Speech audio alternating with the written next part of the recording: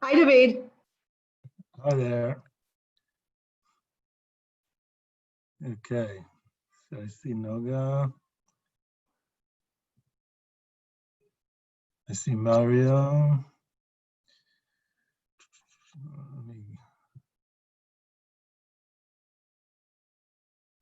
Okay. Oh, awesome. Let's see.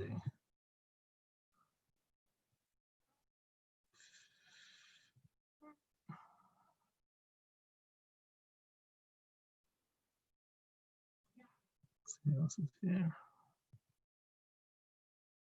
Hi, Hi.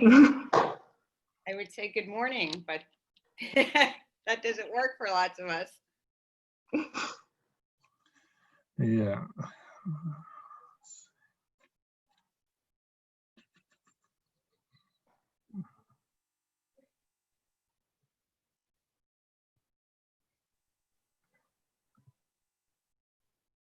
Hi. Hi, Tamara. How are you? Hi. I think your mother is joining. Some of the nice things of this Zoom. That's right. Let's see. Okay.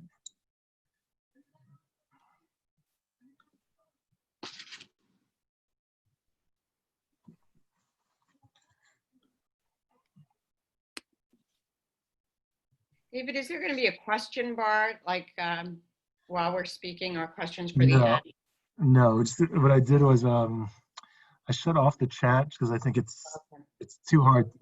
It's too hard to pay attention to the chat and to the speakers at the same time. And also we've got like, I don't know, probably right now we have like 75 people signed up, not including speakers. So Oh.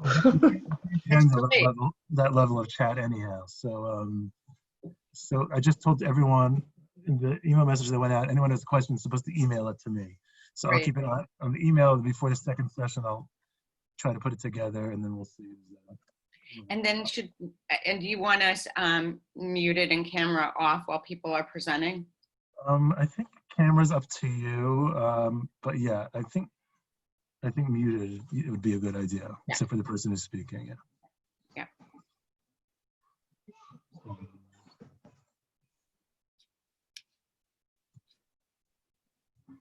As I expected, there was some confusion with the time zones, but hopefully people will figure it out. Like, about an hour ago, I started getting messages like, "Where is everyone?"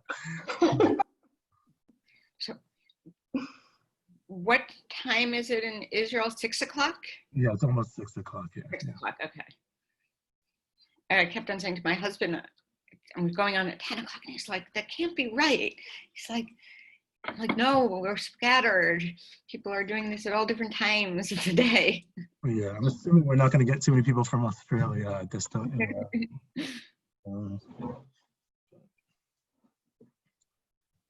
But at least one from India, I think. So that's good. Oh, Really? wow. Yeah.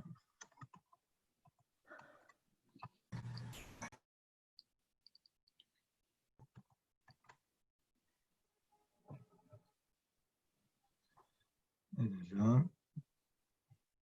Hi. Hi, John. Hi, Felice. Nice to see you. Good to see you. As see as it gets. Right, exactly.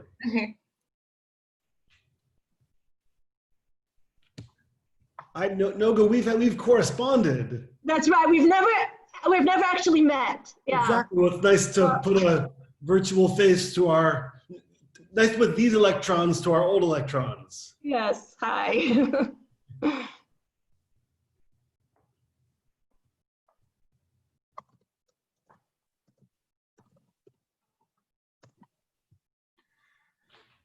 Okay.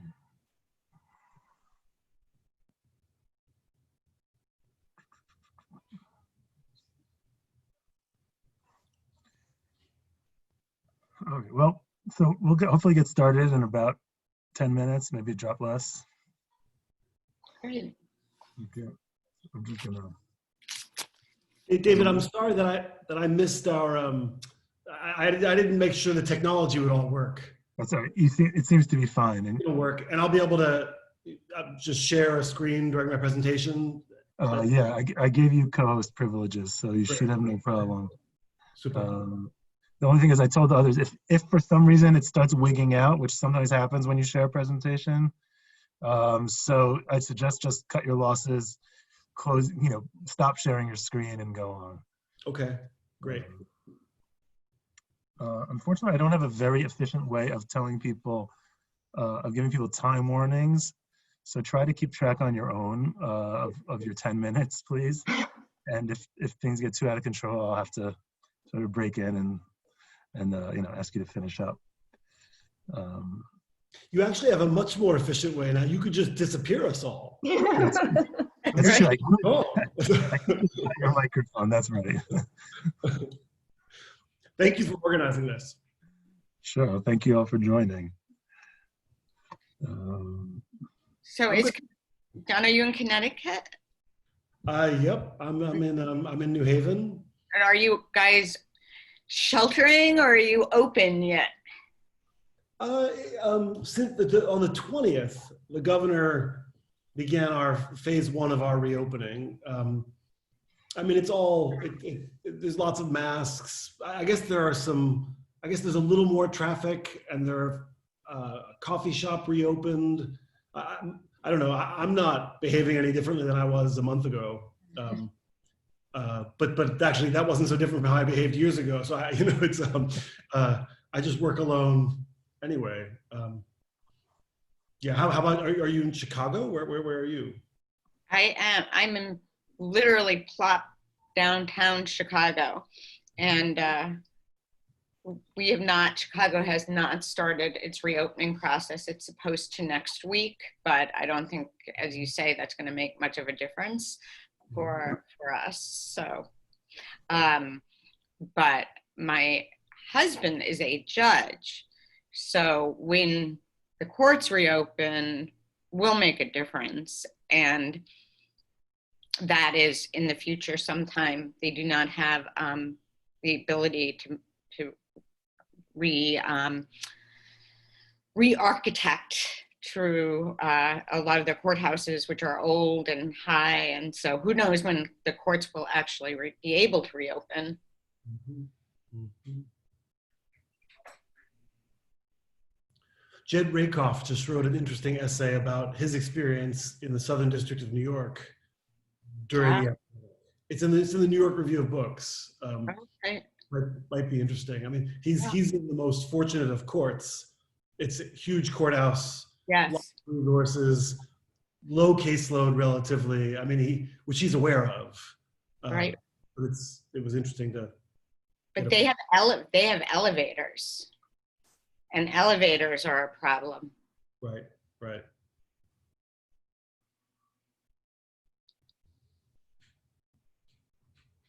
I actually start teaching on Zoom tomorrow for our summer session. You taught the last few weeks of the semester also, or no? I did not. That was my, I had a sabbatical. So this is my first Zoom teaching this summer. Good luck. Well, this will be a group of the willing. Mm-hmm.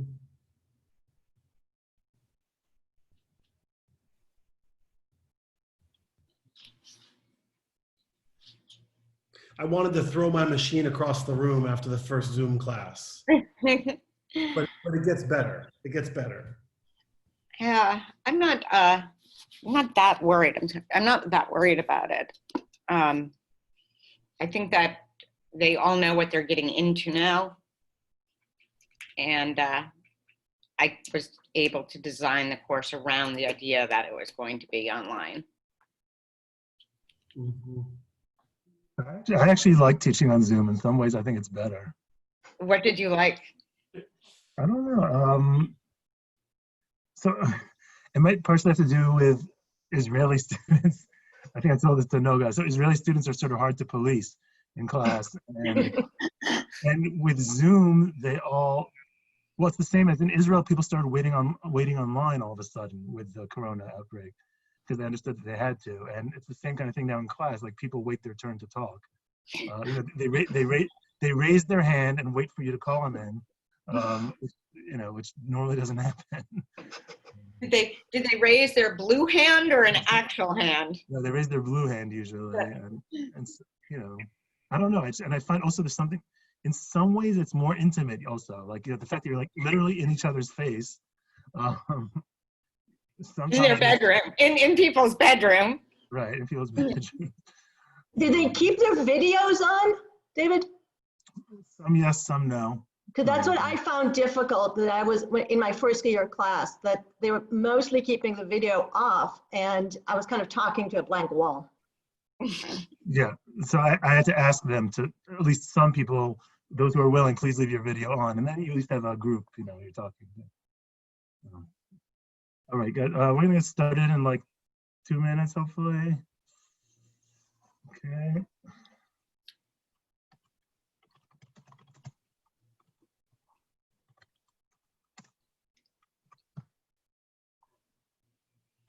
I'm just gonna refill my water.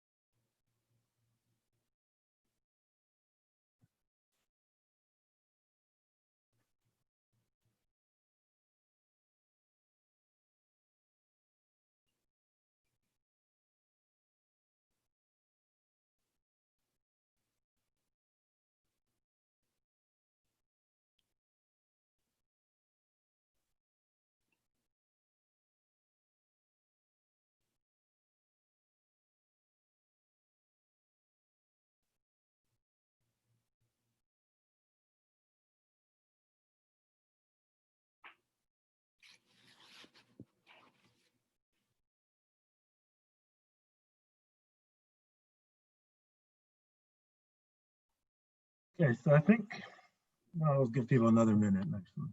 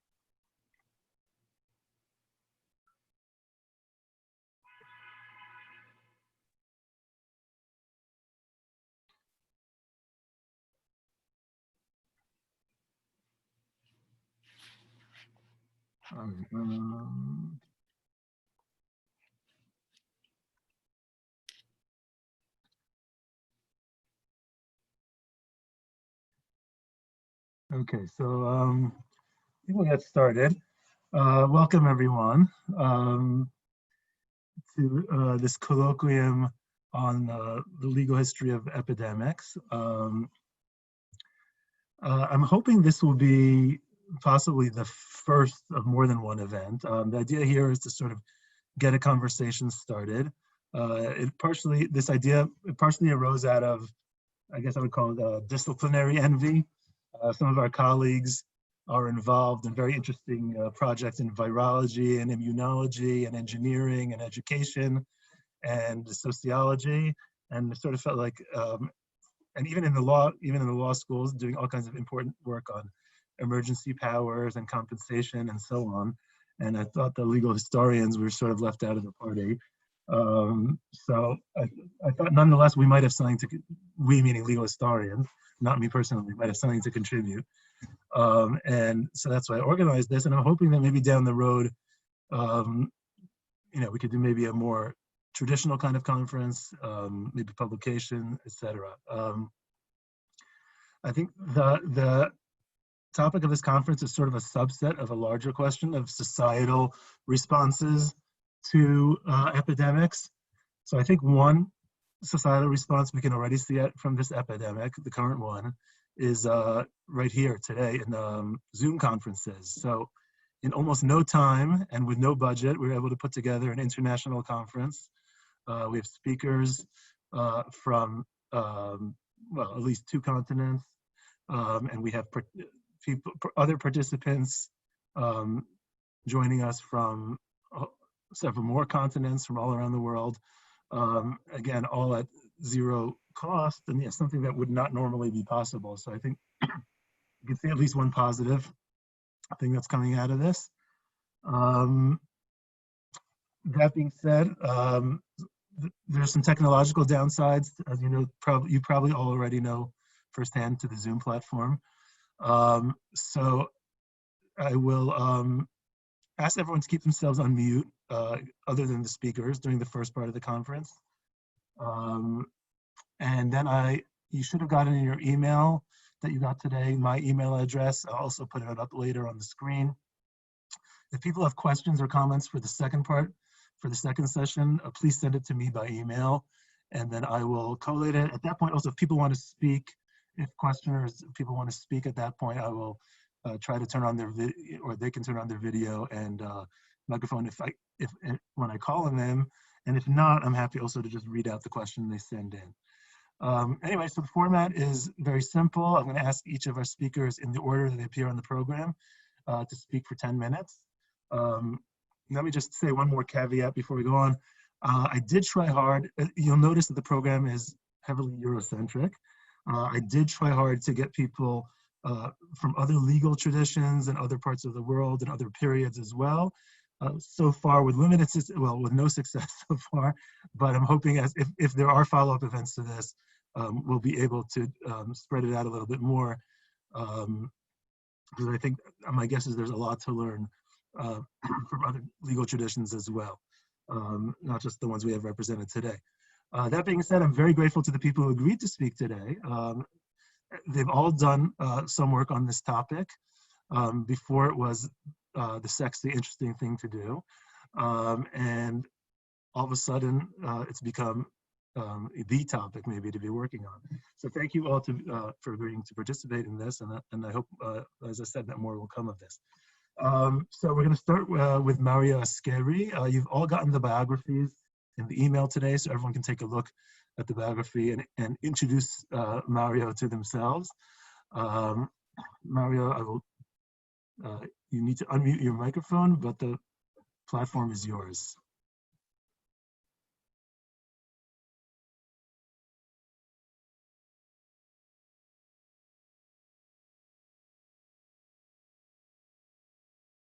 Mario, you need to unmute your. No, I can't hear you, Mario. Unmute. There Mario. we go. There we go. Now we can hear you. No, we can't. That wasn't Mario. That was me. Okay, sorry.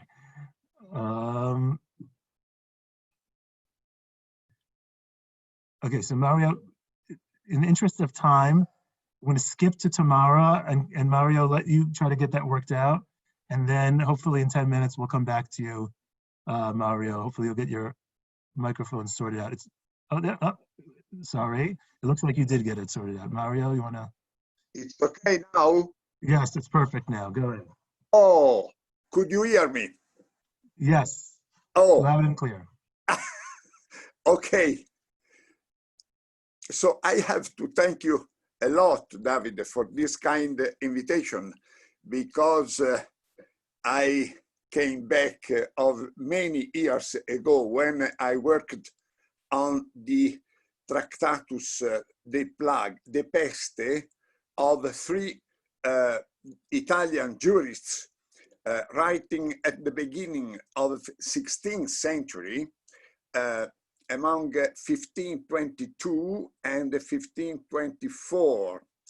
And there was a period of many plagues everywhere, and they wrote trying to ask to some questions they were asked around. The most important is Ripa's Tractatus, printed many times and still used in the 18th century, and even quoted by a doctor of Napoleon for the plague in Egypt. So, because he tried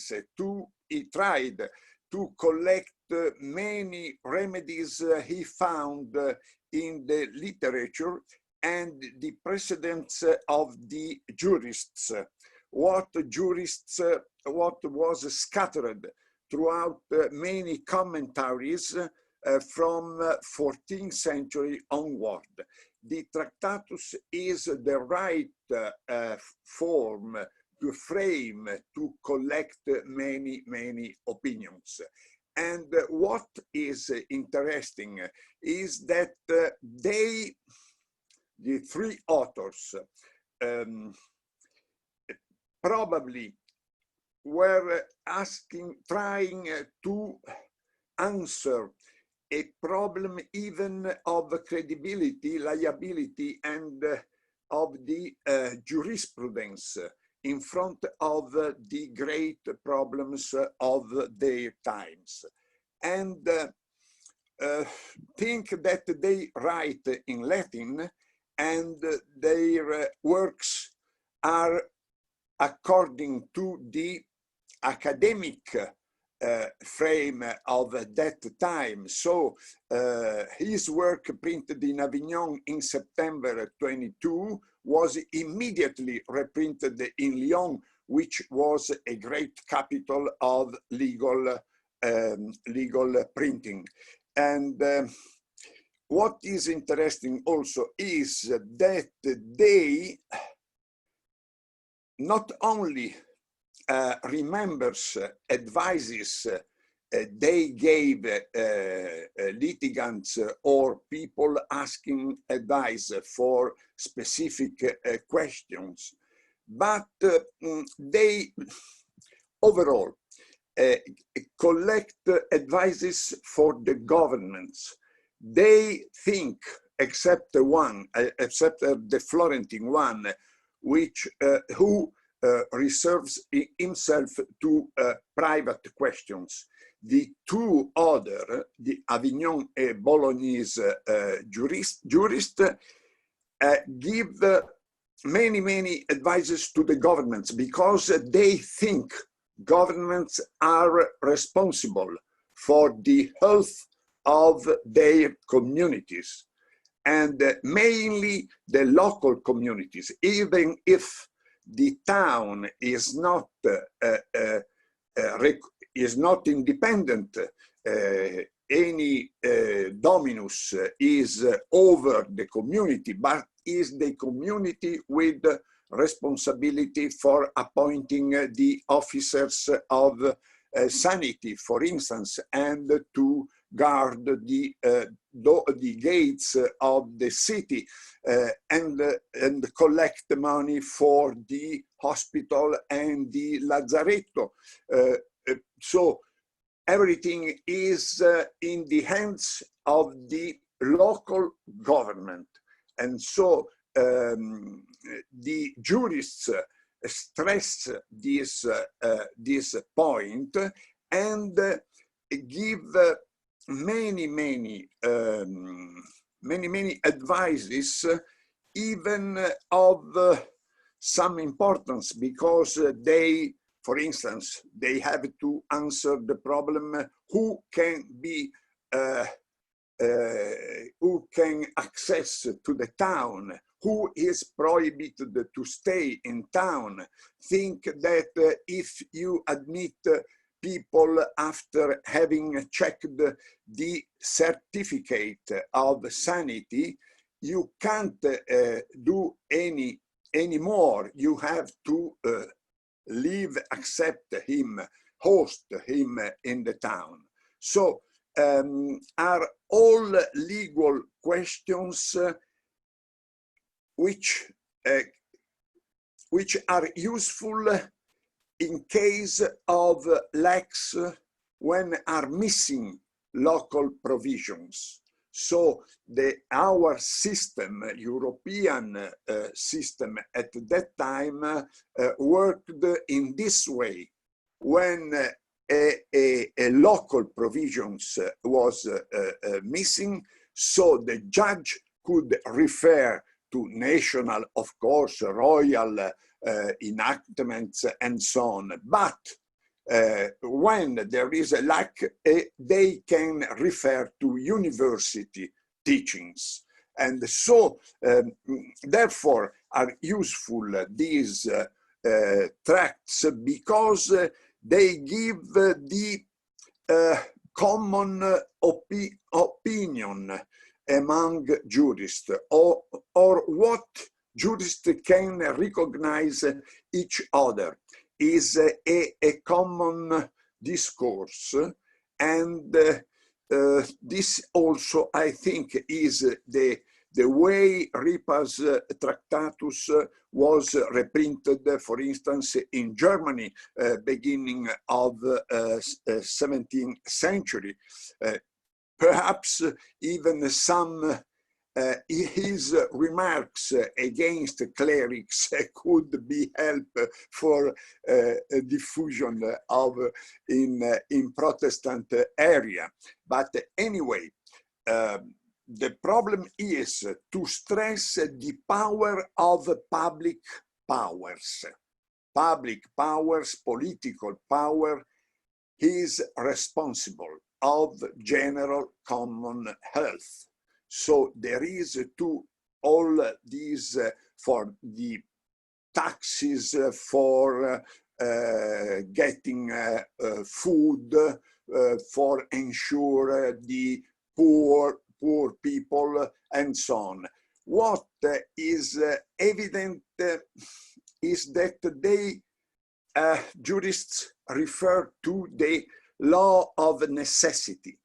What is commonly quoted is necessitas non habet legem. So we are outside the normal regulation, and they try to give borders to this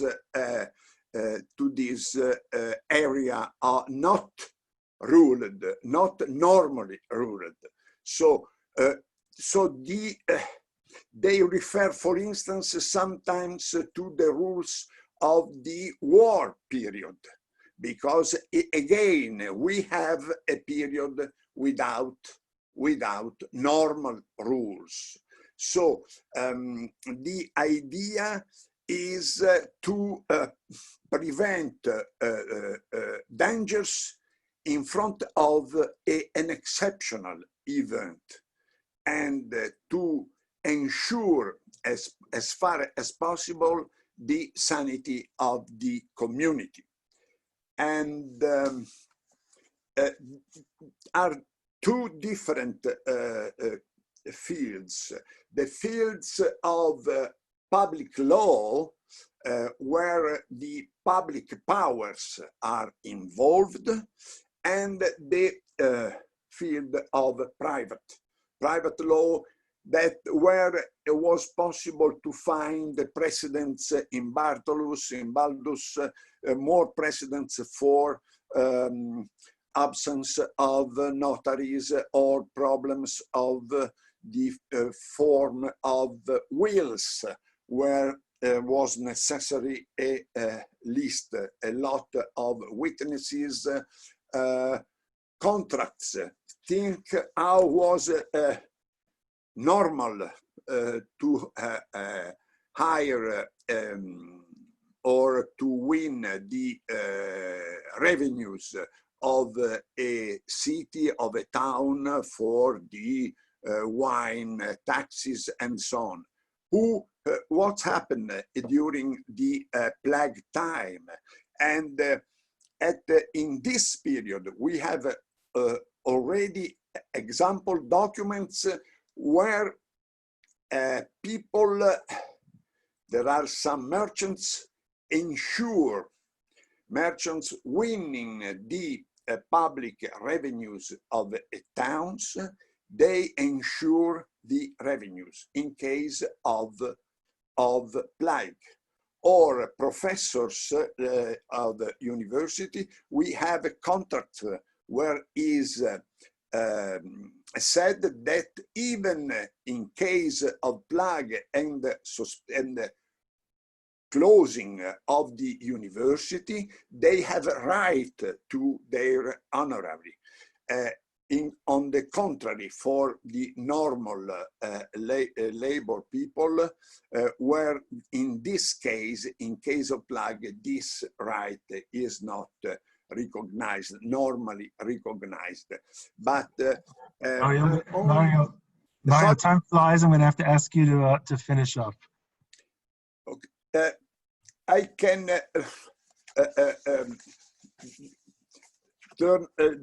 give back later other examples, or if you are interested in, ask, of course.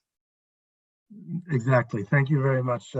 I have finished my time, I fear. Yes. Thank you for whetting our appetite, Mario. So thank you to Professor Askeri for his talk on the treatises in the plague law in the Italian Renaissance. And now we will hear from Tamara Morsel-Eisenberg on Jewish sources, early modern Jewish legal sources on epidemics. Tamara, please. Right. David, do you want to stop maybe sharing your screen so that I can share mine, or? Oh. Because I did have a few slides that I was there you go. Now you should be able to do it. Okay, great. Great. So what I would like to present today are two types of sources. I have halachic sources, which are sources of Jewish religious law. They both determine Jewish life, daily life, life cycle, marriage, monetary law, and so on. They're also a field of intellectual inquiry for rabbis and scholars. The second type of source I'll be presenting are takanot, or communal ordinances, and those were propagated by lay leaders of communities. They all deal with epidemics, and they're all from 16th century Eastern Europe, from Poland, Lithuania. What I really want to focus on are some of the concerns that arise related to disease and epidemics among these sources, how these concerns are resolved, both how they're resolved in the sense of what kinds of methodologies and tools are used to solve these conflicts or to deal with them, and what type of authoritative sources come up there, what types of reasoning, but also the type of authority that undergirds their decisions and the way in which they solve these problems. So the first source I bring to you is by Rabbi Shlomo Luria. This is his commentary on the Talmud, so a very basic authoritative text. And in this tractate of the Talmud, there's a discussion of what you're supposed to do when there's a plague. And what you're supposed to do when there's a plague in the city is, as you can see on the slide, collect your feet, which means stay indoors. The biblical text that is brought to support this is from Exodus during the 10 plagues, during the last plague, smiting of the firstborn. It says that the Jewish people are not allowed to leave their houses. Now, what was the concern for Luria regarding this? Well, the practice in the early modern period when there was a plague among Jews was that they would often leave the town. So they're doing the opposite of what the Talmud is saying you're supposed to do. Lulia knows this both from texts, so he cites a rabbi from the 15th century who says, well, we have the habit of fleeing. We also know this from historical sources. So many rabbinic writings, letters from the time will mention, you know, I don't have my books with me because I'm in the countryside, I'm hiding for the plague, that type of thing. So this was both something that Lulia himself and people around him did, and he knew this was something that traditionally they would do. The second issue he has is a theological, more of a religious problem, which is the problem of fate. If God is in charge and everybody gets what they deserve, or as Lulia himself cites from the Talmud, no man dies before his time, as you can see here, right? If nobody dies before their time and you get what you deserve, what would the point really be of fleeing? Why is it that all these early modern Jews would leave the city? What are they escaping? And he resolves this by two solutions. One of them is more of a legal textual interpretation, and this he takes from another place, and this he takes from the Talmud as well. He says this prohibition to leave, right, this need to stay indoors, to stay inside when there's a plague, that is after the plague already becomes more serious, when it develops. But if it's at an early stage, there's no problem leaving. And this thing that we do where we leave is fine. Now we'd have to assume that they actually leave at an early stage of the plague, which we're not entirely sure about. The way in which he solves the theological problem is by citing another part of the Talmud, in which the Talmud cites proverbs, saying there are those who are swept along without justice, right? Sometimes a fate is not precise. People don't get exactly what they deserve. There are some disasters when other people can be swept along even if they don't deserve to die. Luria applies this to the plague. The way it's described in the Talmud is that the angel of death is given permission to take along whoever he wants. And Luria explains that the plague is such a case, which I think reflects the experience of plague, of, you know, contagion and exponential growth of these diseases and sort of the big numbers that are related to it, this idea that plague is different. So that's how he resolves his conflict. Rabbi Moshe Isserles, also 16th century rabbi in Krakow, and he writes a commentary on not the Talmud, but on Arba Turim, which is a code, not a code in the sense that it prescribes the law, but more in the sense of a textbook. It's a 14th century collection of all the summaries of Jewish law until then, and often tries to determine also what the law is. And Rabbi Isserles in the 16th century writes his own glosses on this. He updates these traditions, he adds his own thoughts, he adds his own traditions. So there's a list in that code at some point that discusses what things that are prohibited due to danger. So it's things that are considered unwise or dangerous to do, and therefore you're not allowed to do them. Some of them sound like common sense, some of them make sense if you think of hygiene, some of them sound like superstition. And what Isserles does is he adds his own tradition. One of them being, well, we have the custom of fleeing when there is a plague. We leave town. Now he knows, of course, that this conflicts with the Talmudic text that says, well, when there is a plague outside, you have to stay indoors. The way in which he solves this is slightly different. He doesn't bring another Talmudic text or something like that to solve it. The first thing he does is also make a distinction. He says the issue where the Talmud says stay indoors is that you're not allowed to leave your house. You shouldn't be walking around outside. So he says if it's completely possible for you to isolate, fine, stay in the city. But if it's not completely possible for you to isolate, it's better if you leave the city altogether. So he resolves this by this mode of interpretation, which is a lot of what rabbis do. Their authority comes from the fact that they have the know-how and the scholarship to interpret God's word, and this is what he's doing. Of course, it doesn't reflect the practice that well because, well, then maybe you should just stay indoors and not leave. And that's perhaps why he does his additional thing, which he does there, which is not only to make this distinction and say, well, if you can stay indoors, fine, otherwise leave. He also makes this sort of principled statement. He writes, my opinion is that fleeing is preferable, right? Even though that contradicts the Talmud. And he ends by saying the custom of the Jewish people is Torah. So the practice of the Jewish people is elevated to the level of law and then requires no more justification. The final legal source I'm going to look at is a responsum by the same rabbi, Rabbi Isserlis. These are solutions to practical legal problems that were posed to these rabbis, usually in letter form. And the practical problem in this case is one of a rental contract. So we already heard issues of contracts being mentioned. Here, someone rented a room in their house to a couple. They closed the contract, but then when the couple was supposed to move in, the wife becomes sick with Gelsucht, jaundice, and the renter wants to break the contract because he's afraid of contracting the disease himself. Now, obviously, the owner he's renting a room in his house, so he'd be living with them, and that's why he wants to retract it. Rabbi Isserlis responds that the agreement must be respected. You cannot break a contract for this. And here he uses not only these kind of principles, not these statements that we saw before. He definitely uses authoritative sources such as the Talmud and the codes, but he also uses forms of legal reasoning, which you might expect. One of them being that contracts cannot be broken even under extreme circumstances. The only way in which it could sometimes is if the circumstances were unforeseeable. But he says this was a completely foreseeable circumstance. But he also uses rhetoric, which works or doesn't depending on the personality of the rabbi who's answering and how important he is, right? In this case, for example, he makes the person asking the question feel really bad.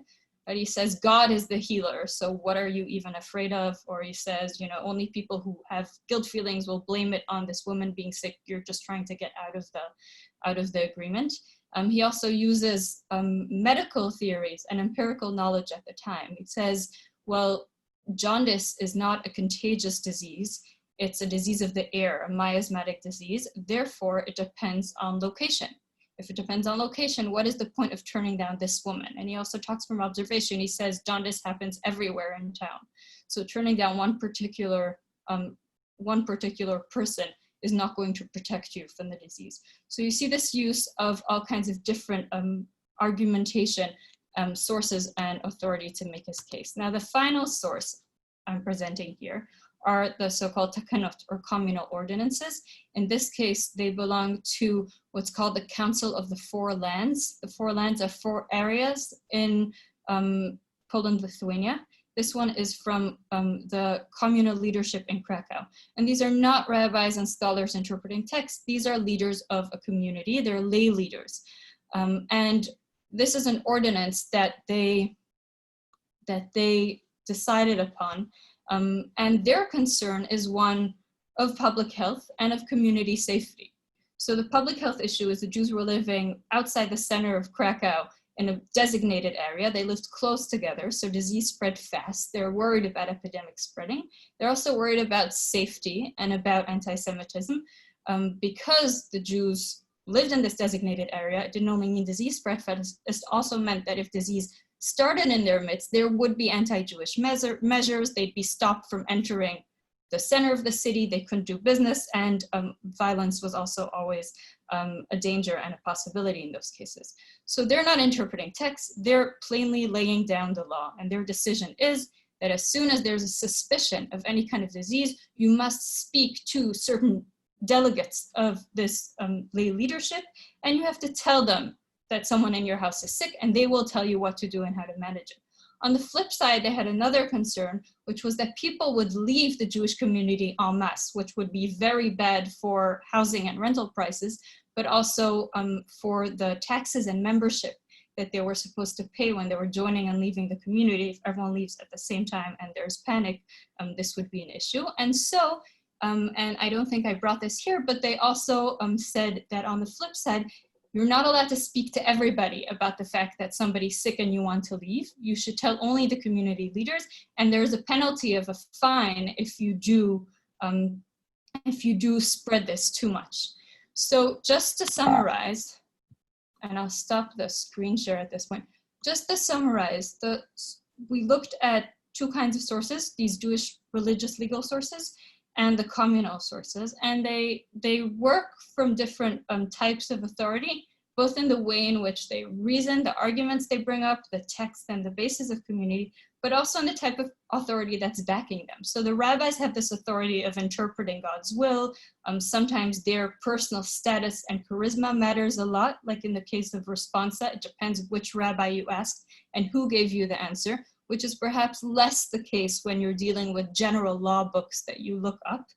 On the other hand, we have these community leaders who, on the one hand, don't have this religious side to their authority, but the impetus usually for these lay leaderships, for this community leadership to start, was to collect taxes on behalf of whoever was in charge for the state. And they would usually determine, so they'll get an overall sum of taxes that they need to pay, and they would determine who needs to pay these taxes and how much. These officials were elected by members, but you had to be of a certain status in the community in order to be a member. So it wasn't open to absolutely everybody. In terms of the kind of power they had, well, they could try to impose taxes and things like that, but they didn't really have any punitive force. And the way in which they could sometimes do this, their biggest form of punishment was usually excommunication. So you could kick somebody out of the community. For this, you needed the rabbi because it was a religious type of ceremony, but they usually had a rabbi they appointed. So the rabbi was beholden to them, and they would be able to do this whenever they saw fit. Again, maybe being kicked out of the community, that doesn't sound very serious, but it is when you don't live in a neutral society and everyone belongs to some form of corporation or other. So if you're kicked out, you really have nobody. So these are the different sources of authority, the different concerns that these different sources brought up for me in relation to this issue of epidemics and plague. And I look forward to discussing it in further detail during the Q&A and during the panel later on. Thank you. Thank you very much, Tamara. So now move on to our third speaker, Noga Morag-Levine, who's going to talk to us about pestilence and governance in early modern England. Noga. Thank you so much, David. So the subtitle of my talk is Constitutional Impediments to Italian-Style Boards of Health. And actually, that would be the focus of my discussion. So in March 1631, at the start of King Charles's personal rule, Theodore de Mayernais, the king's French physician, presented a proposal for the creation of a Metropolitan Board of Health with, quote, absolute power to deal with the plague. It was to be a permanent institution with the authority not only to respond to the immediate crisis of plague, but to regulate in advance social and hygienic conditions conducive to its outbreak. The board was to consist of 12 men to be appointed by the king, aided by a cadre of assistants, and was to have authority both to make statutes and decrees and impose punishments, quote, as they shall find necessary. With this plan on the table, the Privy Council asked the College of Physicians for guidance on the desired political measures for dealing with the plagues. The physicians confirmed the need for, quote, a commission or office of health or other means with truly sufficient authority and power to punish such as shall be found delinquent. Administrative bodies of this type, the physician said, had been found useful in Spain, Italy, and other places. This is the last we hear about this board. King Charles, like Elizabeth before him, Charles II subsequently, opted not to follow the continental administrative response to plague and refrained from creating this institution. What were the boards? What explains their absence in early modern England? And here I need to move back to the Italian city-states, and it was great to have Professor Ascari discuss some of the background to this. So the Italian city-states responded to the arrival of plagues beginning in the mid-14th century by conferring extensive emergency powers on specially created temporary magistracies. These magistracies went by different names, but I'm not going to risk trying to say it in Italian. I will refer to them here as magistracies or Board of Health. The initial focus of these magistracies was on the removal of polluting trades and other sources of dangerous miasmas. But by the 15th century, their task extended to the implementation of quarantine measures of various types. In implementing anti-plague precautions, the Italian magistracies possessed combined investigative, judicial, and at times also legislative powers. The practice traced back to the Roman Republic, where short-term magistracies with special powers were appointed in times of war, civil strife, eventually also to confront various peacetime challenges. The necessity implicit to the appointment of short-term royal commissions entitled them under Roman law to act independently of and at times in direct conflict with local jurisdictions and their law. Building on this model, the Italian city-states appointed the short-term magistracies that existed not only with respect to health and respect to war, insurrections, all manner of other crises. The appointment of temporary commissions of this type was not, however, a practice that was in any way unique to Italy. Throughout late medieval Western Europe, emergent states relied on extraordinary commissions in the consolidation of their power. This was certainly true of France, but it was also true of England, at least since Henry III, in the middle of the 13th century, and continuing with his son Edward I. A subcategory of these commissions, particularly relevant to the discussion of boards of health, concerned property rights, notably enclosure commissions, market practices, weight and measures committees. In all these cases, commissions were appointed in a response to the royal government's perception, often driven by complaints from the localities, that local customary courts were ineffective, in part because they were under the sway of local strongmen. The need to overcome local opposition from merchants and others was indeed the rationale, in the Italian case, behind the creation of the health magistracies. In the course of their work, these magistracies imposed far-reaching, often deeply resented interventions in the life of individuals and communities. In fact, for persons, those who came in contact with them were strictly isolated for weeks. Travel quarantines greatly impeded trade, cut off food supplies, merchandise was confiscated, burnt down. Not surprisingly, the boards encountered fierce resistance from merchants and others. In dealing with this opposition, the Italian boards had far-reaching administrative powers. The Venice Board, perhaps the most powerful of them all by the end of the 16th and 17th century, was authorized to issue commands, investigate violations, examine witnesses, hold criminal trials, inflict punishments, both corporal and imprisonment, through the operation of a special police force. Importantly, these powers, which were initially conferred as provisional emergency measures, over time, meaning by the second half of the 16th century, transformed into permanent administrative bodies. That is, the boards became permanent rather than temporary. In the process, an administrative model was created that was marked by overlapping executive and judicial functions and a regulatory mandate whose sphere extended into most areas of domestic and commercial activity. Inherent to this administrative model was the wielding of broad discretion regarding the nature and scope of necessary health measures. Cities in France, Spain, and other continental countries followed the Italian model during the 16th century. England, as I indicated at the start, diverged. Going back at least as far as the early 16th century, as historian Paul Slack has written, England lagged behind the leading continental countries in its willingness to impose centralized emergency measures in response to epidemics.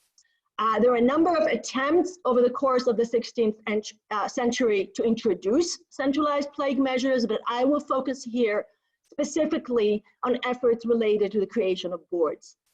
The first documented such an effort dates to 1563, when, against the backdrop of a particularly virulent visitation of the plague, Caesar Adelamare, an Italian physician who resided in London, submitted to William Cecil, Queen Elizabeth's chief advisor, a proposal, quote, for providing against plague and other calamities which aggravate poverty in London. The key problem, as he saw it, was the lack of an effective public health bureaucracy, and the solution he envisioned evoked the Italian boards of health.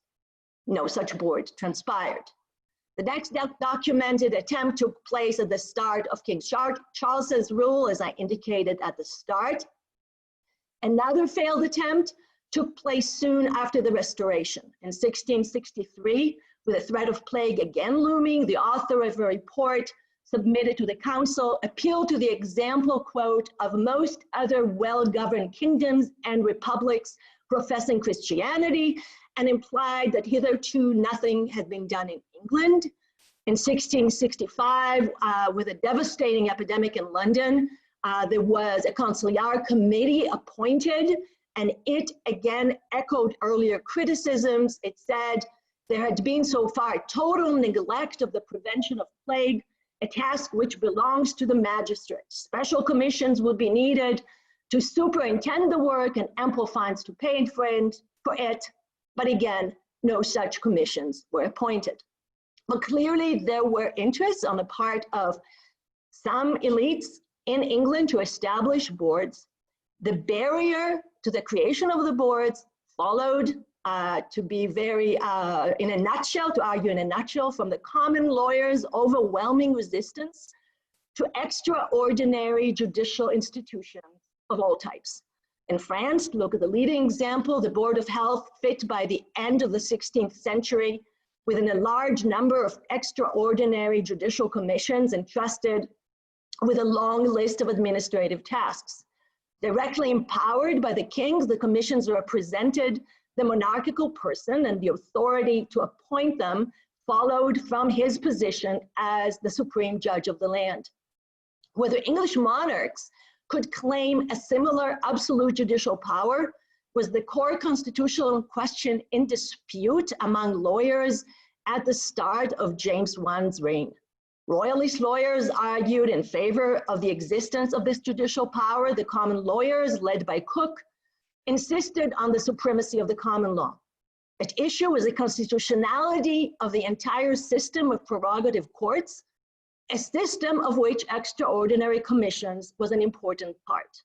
In a number of landmark decisions, Coke insisted on the subordination of the commissions of sewers to the common law courts. I don't have more time to elaborate on this, but I think those cases are very important for understanding the disputes that would have surrounded boards of health were they to be created. I think the legal controversy that would have ensued would have been far, far more extreme.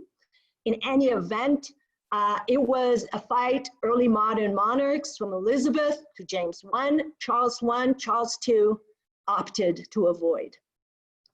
Throughout early modern Europe, permanent boards of health were part of a larger institutional phenomenon geared at the substitution of customary local authorities with official bureaucracy, subject to orders from the central government, backed up by its own coercive force, and largely free of the control of ordinary courts of law.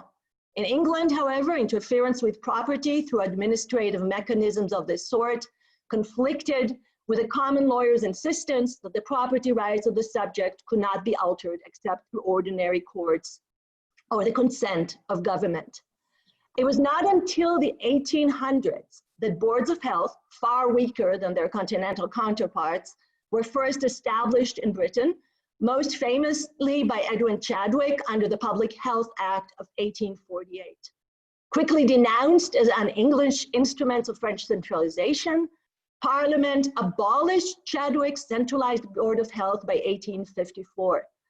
Efforts to create boards of health in the United States soon encountered opposition based on similar constitutional grounds.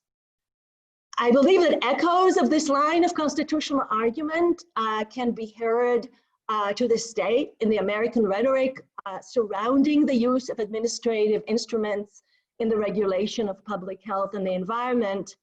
And I would be happy to elaborate on this during the questions period. Thank you. Okay, thank you very much, Noga.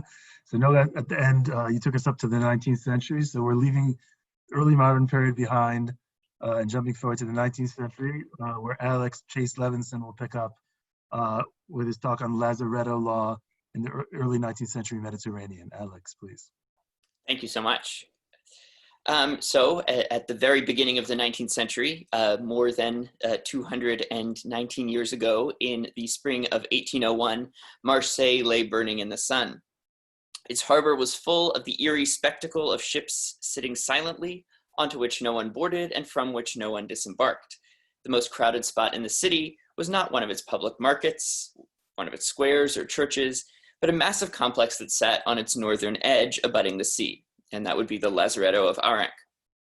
This fortress served at the time as France's most important quarantine station, and it was legally mandated as the reception point of all non-military ships and really everyone coming from the Middle East or North Africa back to France.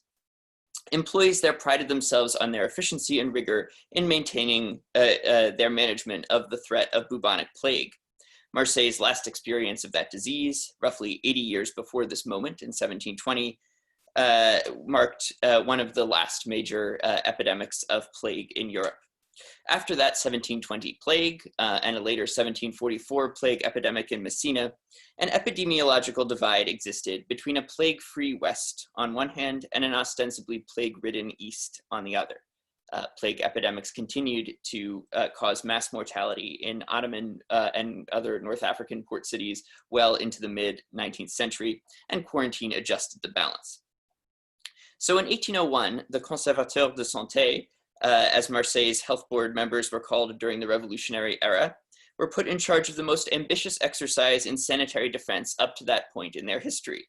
And that would be the reception and detention of the remnants of Napoleon's Armée d'Orient as its soldiers returned defeated from France's brief invasion of Egypt, the greatest blunder for France at this stage of the Revolutionary Wars. Throughout the quarantine of these returning troops, managed in stages over the course of more than a year, some 30,000 soldiers were subjected to quarantine in Marseille's vast lazaretto.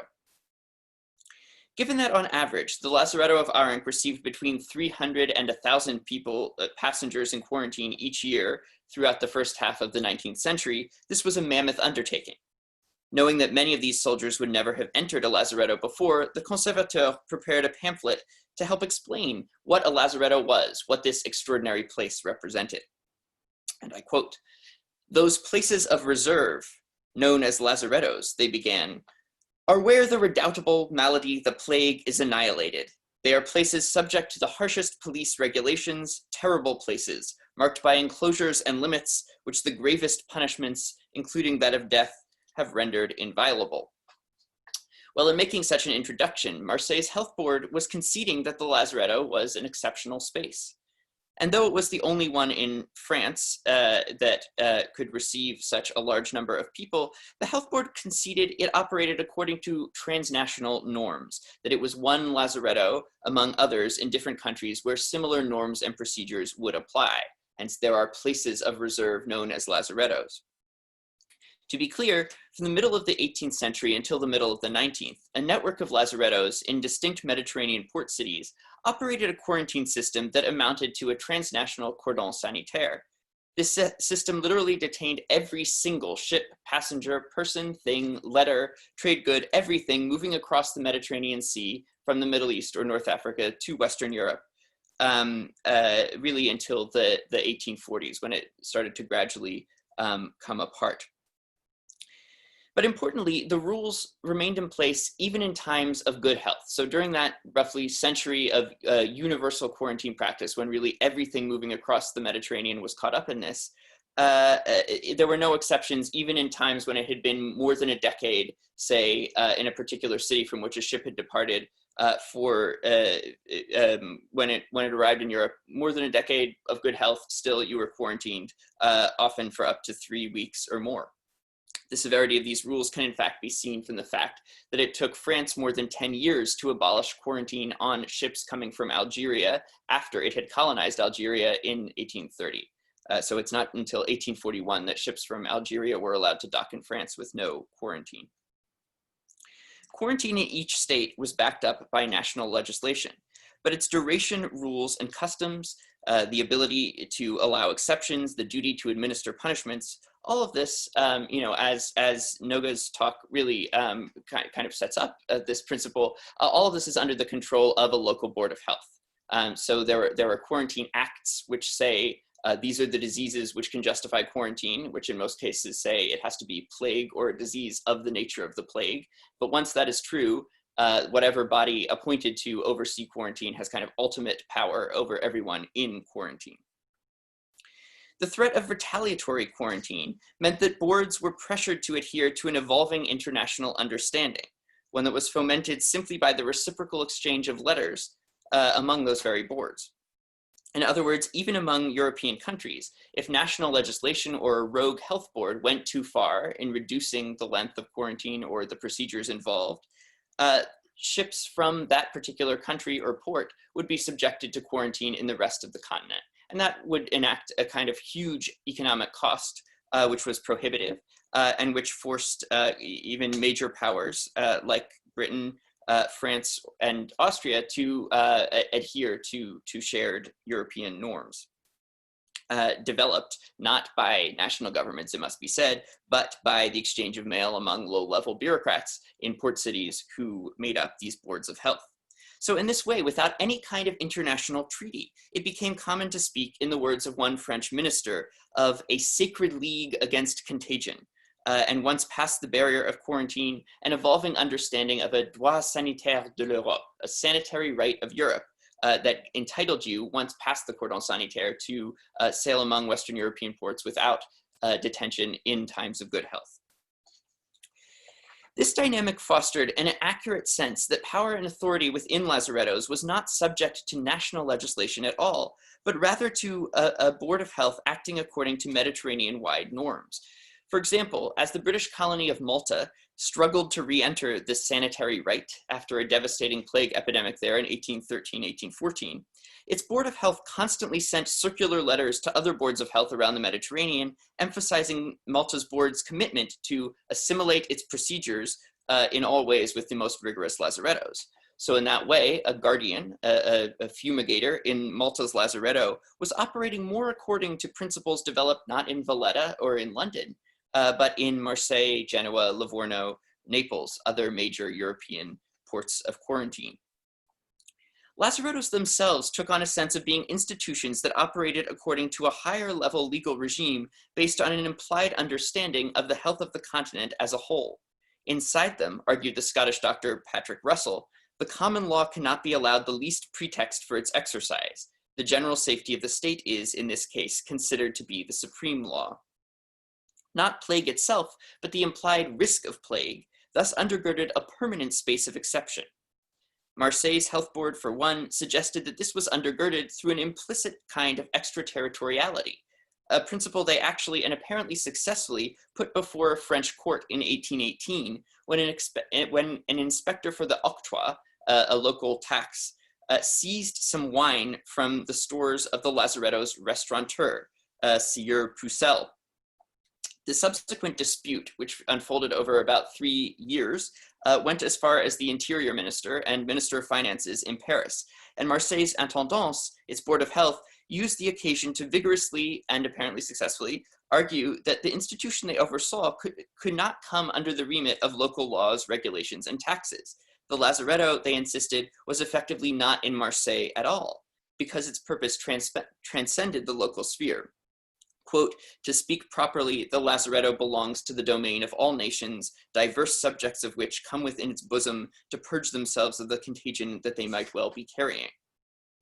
I want to end by observing that the multifaceted way in which lazarettos were made into spaces of exception was not simply by virtue of the extreme stakes of an imported plague epidemic, so much as the simple fact that lazarettos represented really the most intense border-crossing procedure of their day.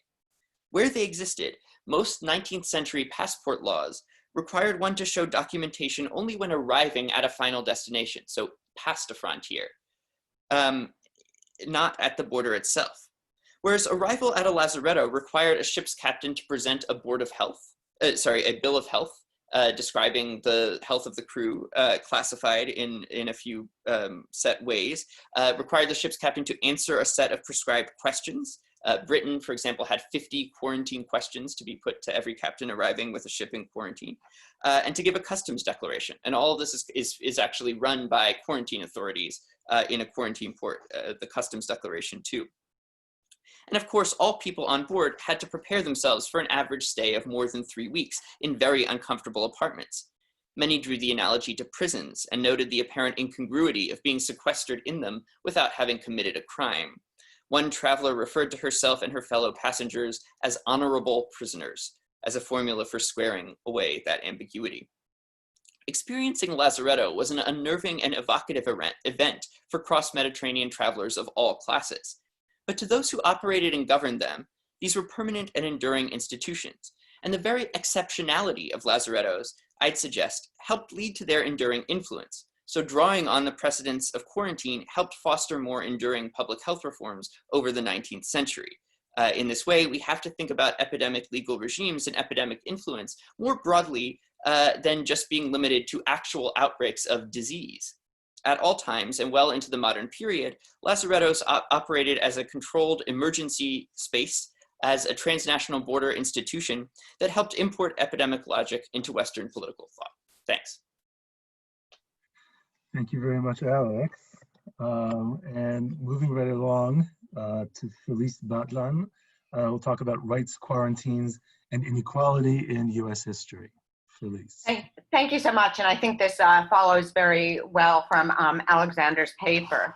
So when we examine potential quarantines and epidemics, at least in the 19th and 20th century in the US, and the responses by governments, journalists, courts, and elites, we can identify particular patterns.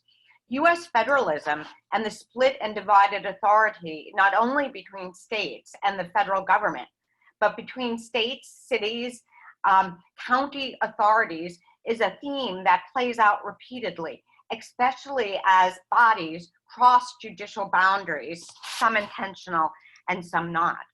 Another pattern is that quarantines give rise to claims of economic destruction. We've already seen that in a number of the panelists' talks.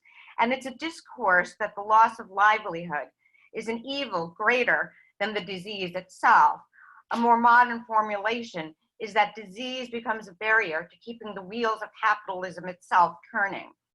Discourses and practices also developed that scapegoated the most marginalized, often immigrants, imagining them as foreign invaders of the healthy body politic composed of Christian whites. Finally, in the US, there is a significant lack of jurisprudence regarding quarantines. Few cases have been brought in the past, and when they are brought, courts widely throughout the 19th century deferred to public health authorities. At this moment, this of course may be changing. Here I want to examine two potential epidemics in the late 19th century in New York and the quarantines or semi-quarantines that occurred. In 1892, the steamship Misella anchored in the port of New York, carrying poverty-stricken immigrant Russian Jews who were fleeing pogroms. After a brief health inspection by immigration agents, such migrants found lodging on the Lower East Side of New York, a space in which many poor immigrants lived and which in part was imagined by the elite and middle class as a pocket of disease, filth, disorder, squalor, and criminality. Soon, a few of the Misella passengers showed signs of typhoid, and this became front page news as the Jewish immigrant, whether or not they had been passengers on the ship itself, were swept up into quarantines. And sometimes they did not exhibit any symptoms, nor had they had any contact with actual passengers of the ship. They simply were in the space of the Lower East Side.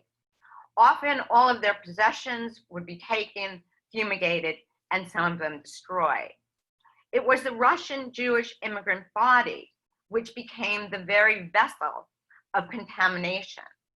Although hundreds were placed in quarantine, there was no one who agitated for their release from quarantine. And in fact, the Jewish philanthropies were brought in to enforce the quarantine. We might think of those quarantined as becoming essentially non-juridical bodies, those without rights, those who in commentary were named both faceless and nameless. And I want to contrast that to today's New York Times paper, which listed 1,000 of those who died from coronavirus. In contrast, the newspapers literally referred to these immigrants generally as pests, so that they became associated with the disease itself, with bugs, with vermin. The outbreak resulted in the federal government actually suspending immigration from Russia for 2 months. And this occurred at a time when Russian Jews sought to flee prosecution. Again, we can see contemporary ideas of this. Although the outbreak of typhoid was more of a panic than an actual epidemic, in a few months, New York would be facing a pandemic of cholera, which was already raging in Europe. Once again, health officials and newspapers blamed the coming of cholera on Russian Jews, Persians, and Muslims, the uncivilized East coming to invade the purity of the New World. True Americans could never be diseased or contaminators. The New York City Department of Health, which had began amalgamating power after the Civil War, but by the 1890s had substantial powers, believed that it was well prepared for the cholera epidemic. And this discourse is important, invoking militaristic language of campaigns and battles. Indeed, this was a chance for New York to demonstrate to the world that it was a modern capital imperial city with the most modern of ideas regarding disease, bacteriology, and sanitation. By early summer, 2 ships arrived from Europe with cholera outbreaks. Refusing to abide by presidential orders to quarantine only steerage class passengers, and here we begin to see the interlay of federalism, New York officials actually quarantined all passengers arriving from Europe. Those in first and second class were quarantined on board ship, and steerage passengers were sent by New York officials to a small, ill-equipped island off the coast of Manhattan. Later, the US military would build a larger camp as that camp became filled, where facilities were so rudimentary that the lives of inhabitants, many who exhibited no signs of illness at all, were actually being endangered. Quickly, the city's elite chamber of commerce began worrying about the epidemic's effects on commerce, arguing that market paralysis would be much worse than cholera. They urged the city's residents to go on about their business as usual. Yet unlike the previous typhus epidemic, in which poor immigrants were primarily involved, cholera also affected wealthy and powerful passengers returning from Europe. Stuck on board ship, men formed committees of citizens seeking their freedom. Using rights-based language, they called health officials autocrats and czars, essentially pointing the finger both at health officials, but at one another themselves. Elite men were flummoxed that no one had filed a lawsuit demanding the release of cabin passengers. Indeed, I argue that such a lawsuit, even if it had been brought, would have failed, as over and over again, courts in various individual cases had found that public health authorities had the power to enact quarantines. And I just want to give a visual here. These men on these ships would drop overboard these written petitions, and journalists in boats waiting below would catch these petitions and then publish them in the newspaper. Eventually, enough political pressure was put on New York's governor that using his own funds, the legislature would not pass these funds. He literally brought a hotel on Fire Island. Fire Island is a small island off of Long Island, Suffolk County, with the idea that cabin passengers would be transferred to this resort hotel where they would be able to fish, hunt, and smoke cigars. Instead, Suffolk County health authorities, and here now we're once again entering another jurisdiction, brought a lawsuit claiming that it was illegal to put quarantined passengers on Fire Island. And the county supervisor deputized Suffolk County residents to prevent such landings. And indeed, there was violence as these passengers tried to land, and these newly formed citizens groups would try to push them back into the sea. What eventually happened, however, is that the judge lifted the injunction once again on the grounds of a public health emergency. Suffolk County residents, however, were deeply distressed, believing that the presence of the bodies of cholera quarantined passengers would infect the Great South Bay, where there were significant oyster commercial beds, as well as bring down property prices. And so once again, this idea of commerce comes in quite immediately. So one of the interesting things is that neither the typhus epidemic nor the cholera epidemic actually become full spread epidemics. And there's a sort of fight among officials and newspaper elites that that was because there never was going to be an epidemic. Rather, this was the fantasy of New York health commissioners, where New York health commissioners argue that they in fact prevented the epidemic. And so one never really knows. But by comparison, New York's response to these potential epidemics were in fact mild in terms of what happened to marginalized people elsewhere. In Hawaii, a supposed outbreak of bubonic plague in, quote, Chinatown resulted in the state burning Chinatown to the ground. Coming out of these epidemics in the 1890s was a call by elites to federalize quarantine, for a modern imperial nation needed an efficient, indeed militarized response that would minimize disruptions to the markets. Thank you. Thank you very much, Felice. And moving right along to our final talk of the session by John Witt, American Contagions, A Short History of Law and Democracy in Crisis. Great, wow, thank you, David, for organizing this. I'm gonna try to share my screen. Let me make sure see if I do this successfully. There, I think that's worked. One effect is that I can't see you anymore. Yes, that's right. We can see it. We can see it. So I am, unlike the previous presenters here, this subject was new to me in February and March, but like many people, I became a little obsessed with it. And so what I'm going to try to do is present something of a synthetic account, drawing on the work of others, including Felice, to try to talk about the American legal history of epidemics over the last couple hundred years. It struck me in my engagement with the materials that there were two schools of thought to talk about.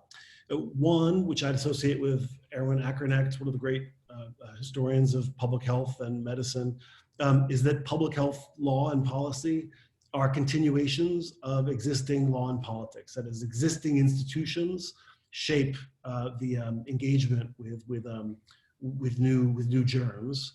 Second school of thought, which I'd associate with Peter Baldwin, who has this fabulous book on contagion in the state in Europe, is that law and politics, even the state, is shaped by the imperatives of prevention. That is, germs create politics and germs create the state. There's a third school we might talk about here too, which has been referred to a couple times already. I'd say that Mario started this off, and then Noga picked it up, and then Alexander carried it forward, which is an idea that is often associated with people like Carl Schmitt or Agamben today, which is that there's the opportunity for radical novelty in the moment of contagion. This would be Cicero's dictum, salus populi suprema lex, that the health of the people is the supreme law, or it's the state of exception. Maybe there's a clean slate in the moment of contagion. My suspicion is that neither of the first two views, the Ackernecht view or the Baldwin view, really allows for at least the extreme version of the Schmittian view. My colleague Frank Snowden likes to observe that the germs we get are the germs that evolve to match our social structure. So our societies have already been built into the germs that produce epidemics. It's certainly true that epidemics are moments of openness to change, even radical change or terrifying change. But that's in substantial part, I think, because our traditions are open to many interpretations and many strands, sometimes even terrifying strands. So the suggestion I'll make as we move through is that pre-existing patterns in our law and government shape the future of epidemics, and new developments in disease, of course, rearrange those patterns in a set of ongoing feedback loops. But either way, history matters. And you'll notice in that some of the professional anxiety that David shared at the outset as we look at so many of our colleagues doing amazing things. So history hopefully matters. Now, Ackernecht might give us a typology between a couple different ways of thinking about legal histories of epidemics. On the one hand, there are contagionist theories and quarantinist policies, and we can associate these with authoritarian states, which will adopt quarantinist policies, sometimes on the basis of contagionist theories of disease. On the other hand, there are liberal states which will produce sanitationist policies, oftentimes on the basis of environmentalist theories. And Tamara actually referred to a moment in medieval Jewish law where an environmentalist theory led to a particular conclusion about legal doctrine. So theories of disease and legal doctrines seem to go together. My own sense for the US is that American history shows us a regime that's been sanitationist domestically for white people and elites, and quarantinist at the borders and for non-whites and the poor. And so in the time that I've got remaining, I'm going to try to run through at a very high level of generality and describe some of the reasons for thinking that the US has this split tradition. I should say that I'm eager for feedback on all this. I'm continuing to work on this, but as I say, it's new to me. So these are some preliminary ideas, and I'd love to hear back from the panelists and all the distinguished people out in the audience. I mean, for one thing, there is a powerful jurisprudence of hygiene, a robust jurisprudence of hygiene throughout the 19th century. I'd associate this with a theory of social solidarity that is throughout this jurisprudence is the idea of people being interconnected and social beings. And as the historian William Novak at Michigan has pointed out on a number of occasions, it's not a theory that leaves much room for individual rights. Certainly as against the state. Cholera produces the first great sanitationist response, I would say, by local and state authorities. We get sweeping provisions in little towns like Chicago in the 1830s, also bigger cities like New York.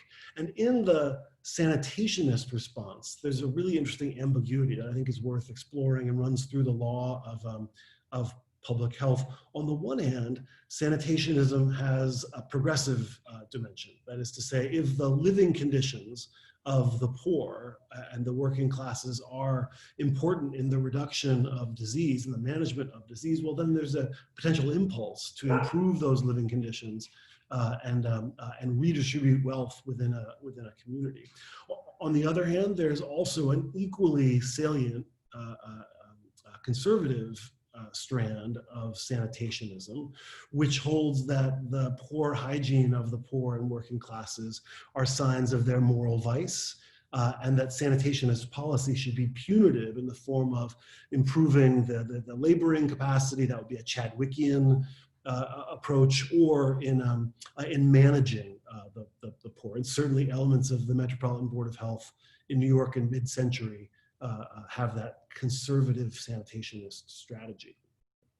On the other hand, there's a quarantinist counter-tradition that's existed alongside the ambivalent sanitarianism throughout American history in the 19th century in particular. We can see this, from the very start in the settler colonial tradition of North American history.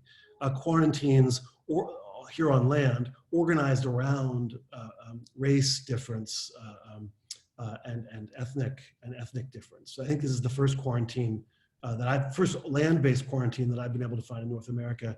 And as you can see, it's directed at Native Americans. But these forms of quarantinism continue well past the colonial era. This is Hoffman Island, to which Felice made, I think, a passing reference. A place where immigrants in the Ellis Island era were quarantined, but it's not just the Northeast, it's also the Texas border with Mexico, where Mexican immigrants were subject to really invasive inspections and delousing cleansings. All sorts of ways in which public health policy has targeted poor immigrant classes. This is mid-19th century Catholics being targeted during cholera work. Also, this is the plague in Los Angeles, Mexican community in 1924, similar to things that went on in San Francisco in Chinatown in 1900. A really important and understudied episode of smallpox during the end of the Civil War and Reconstruction kills tens of thousands of African Americans to whom the federal government pays almost no mind. And of course, the infamous Tuskegee syphilis study, where several hundred African-American men were let to have syphilis go untreated in order for the federal government to learn about the course of the disease. I'd also add HIV/AIDS as another important moment in this quarantinist tradition, where the federal government didn't pay attention to an infectious disease outbreak among a marginalized community, this time the LGBT community. A couple words about the nature of courts in the history of public health law. Courts have been deferential. Felice observed that correctly, to public health authorities, but there are also ways in which courts have powerfully channeled public health policy. The new attorney, a man named George Bliss, for the Metropolitan Board of Health, when it's first started in 1866, tells his superiors in his annual report that the board has been cramped and thwarted at every turn by the courts. And there are important ways in which the courts have, while deferring oftentimes, reserved jurisdiction over and reserved review of administrative decisions for rationality and a variety of other procedural defects, even though they've been highly reluctant to declare an individual right under the Due Process Clause or some such thing against public health action. In the modern era, this tradition of courts keeping in the game and refusing to completely defer to public health authorities has produced what I describe as a kind of civil liberties public health consensus. And so in the latter part of the 20th century, civil libertarians have presented themselves in a new light as actually advancing public health projects that require civil liberties to get them started. I think HIV/AIDS was the paradigm case here.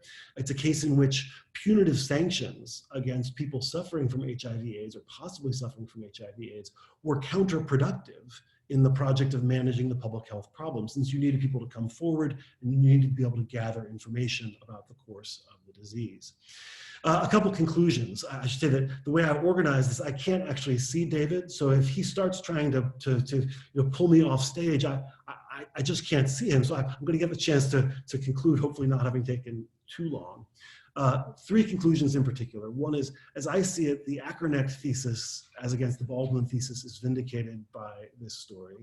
public health is substantially a product of existing legal and public health law is substantially a product of existing legal and political institutions. In the United States, we are localists, state-based in our public health policies, not because the scale of the disease warrants that, but because of federalism and traditions of that sort.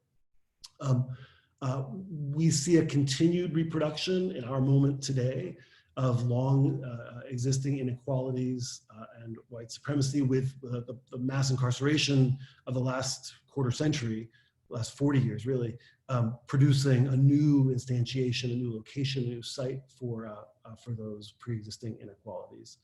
And then last, I have real worries about the long-term health, to use a no pun intended, the long-term health of the civil liberties public health synthesis that I think has emerged in the last quarter of the 20th century. I think new technologies, new tracking technologies, new smartphone technologies that promise the possibility of allowing for new forms of authoritarian control in public health moments that might well move us past the relatively happy civil liberties public health synthesis. So I'm going to pull out here, and thanks for bearing with me. Now I can see you all again.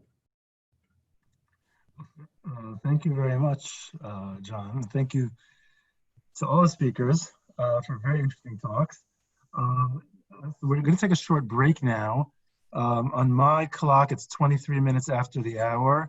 And so I think we'll take a 10-minute break so people can stretch and get a drink. I'll meet back here at 33 minutes after the hour. I have up here my email address. If anyone has any questions they want to send in, I've gotten a few in already.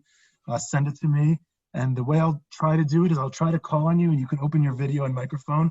If it doesn't work for you, or you can let me know by email, or if I don't hear when you respond, then I'll just read off your question to the participants. Okay, so we'll see you back hopefully in about 10 minutes, everyone.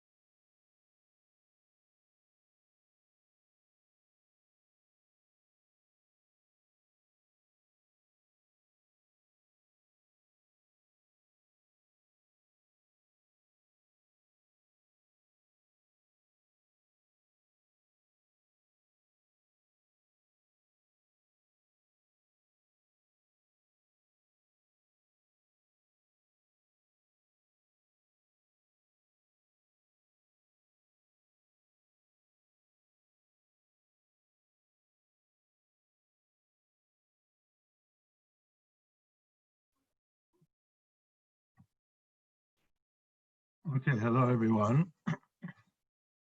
Let me get rid of the. Okay, so welcome back everyone. Thank you to the panelists for a wonderful first session. And we've gotten some questions. So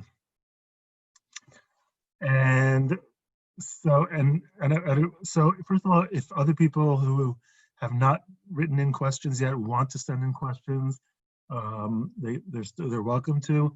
Also, we could try, if people want, they could try just using the hand raising feature at the bottom. I think it's usually under participants.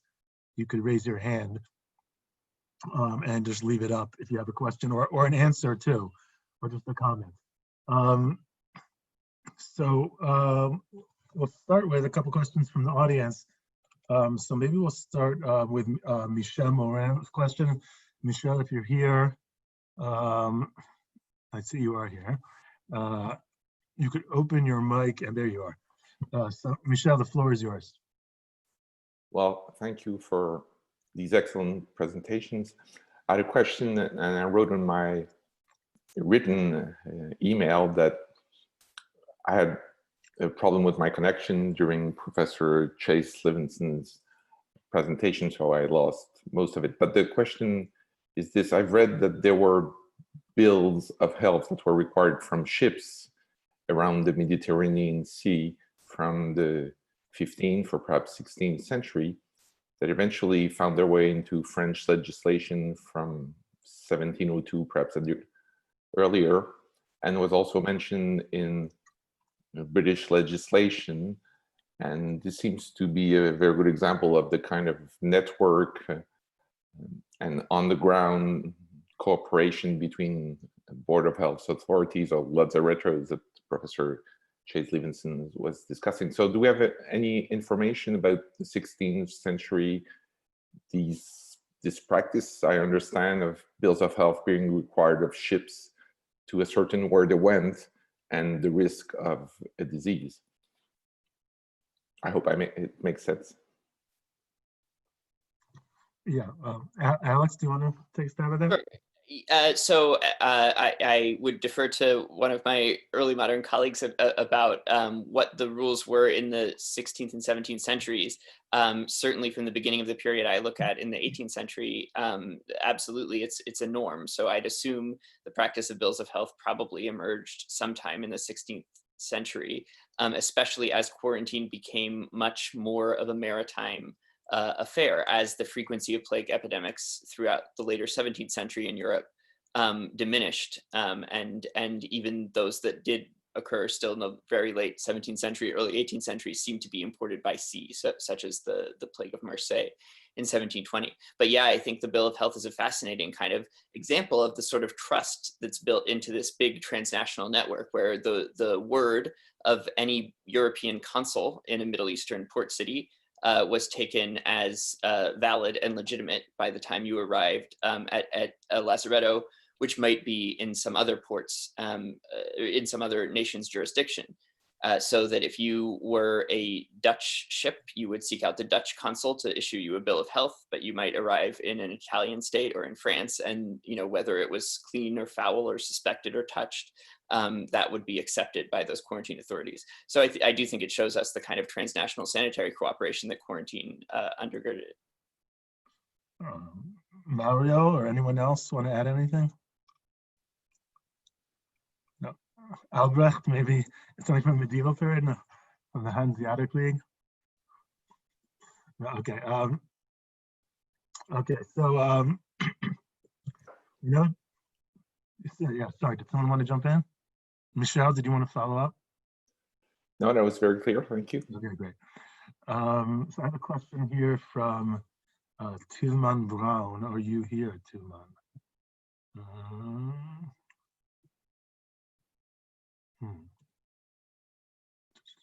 I don't see Tilman here, but it's an interesting question anyhow, so I'll ask it for Tilman. And I should mention this is recorded, so people can come back and watch this later.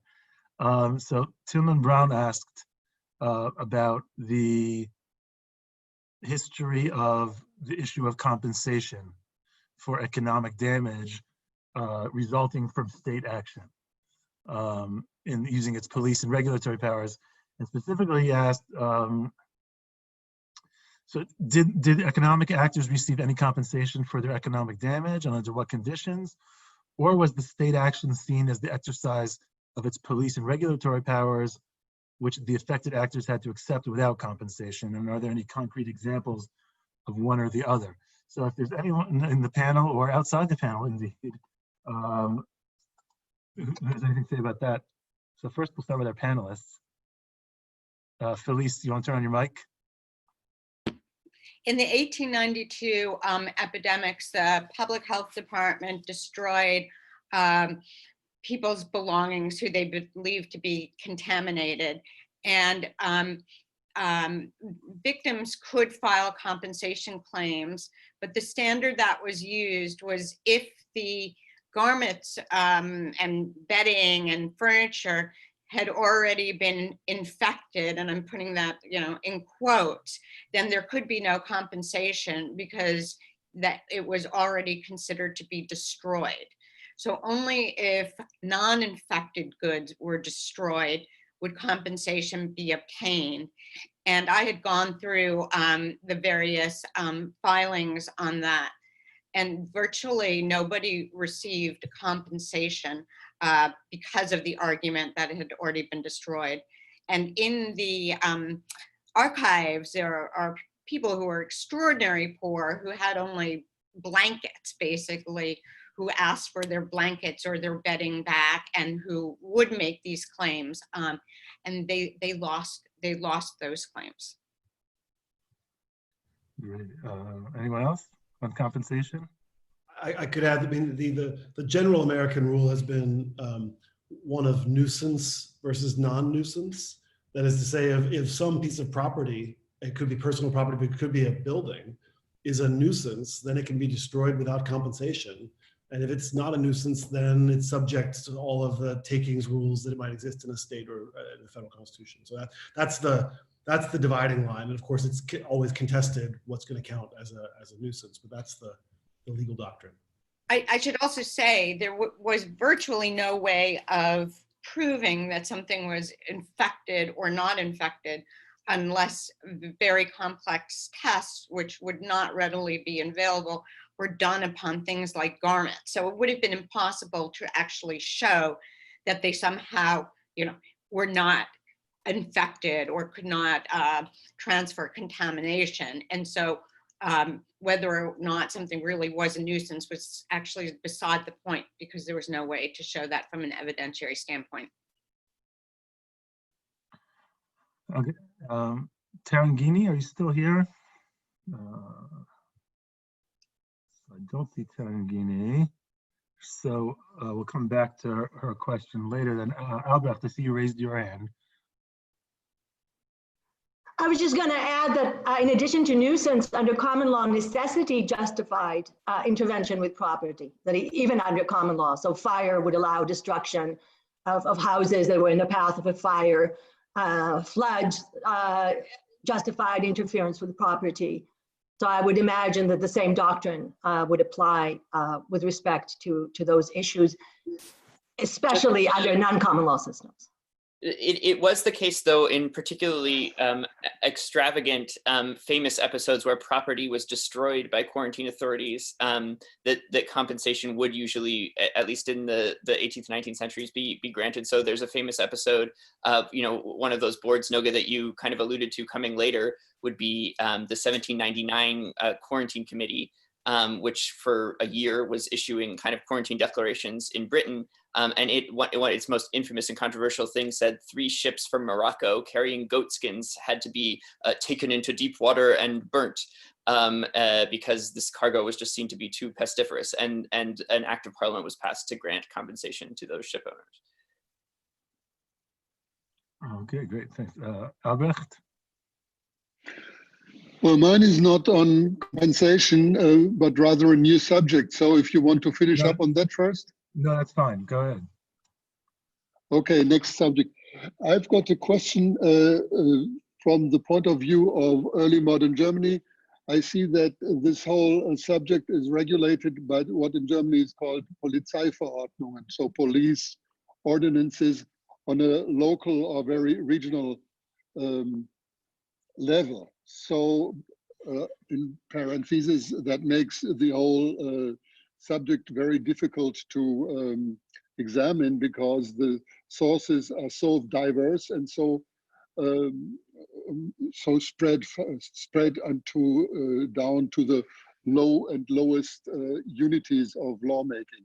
Now, my question is this: is that a phenomenon which occurs in the more centralized countries as well, or is the right to regulate, for example, the access to ports or other access of merchants arriving with merchandise and all that? Is that regulated on a local basis? And by which type of sources? I mean, laws are complicated and they have to go through a certain amount of procedures. So these police decisions are very quick to be drawn, but they differ from town to town, a little bit like today's opening measurements in regard to opening the post-corona time, and everybody does it a little bit differently. Anyone? Noga, you want to say something? This is not an area that I researched, but from what I understand about the Italian boards of health, and Professor Ascari maybe can say more about that, is that they were, in the major cities, city-states, they also controlled the surrounding areas. So they had a centralizing impact on the areas near to them. So that was a way in which, beginning from a local control, you also exerted control on larger regional areas. I also think that most of the boards developed as municipal bodies. And so there is, I think, a parallel here with what was happening in Germany. And there was really a lot of parallels with the police ordinances. I think the names are different, but the institutions, I think, were quite similar. And the last thing I would say is that I believe that there was influence also of particularly the Italian model on Germany that what could be seen by the 17th century. That's probably all I can contribute in this.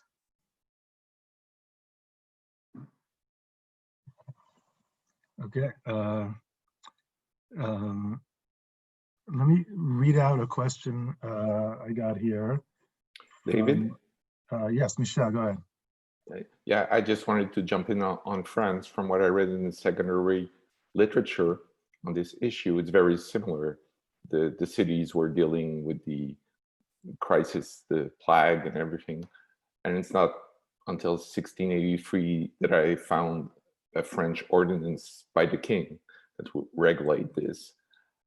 And there were intermediary bodies like the parliaments who had some police powers, although they were court of justice, like the Parliament of Paris or Burgundy. So there were various local authorities, but no central legislation as far as I could ascertain. Okay. So let me read a question that I got from Tarangini Sriraman.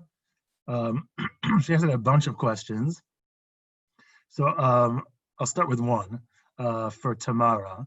She asked if you saw any cross-pollination of knowledge production across the communal ordinances and the rabbi commentaries, even if one is more religiously rooted and the other is civic. And the truth is, I'd like to extend that question to the other panelists as well.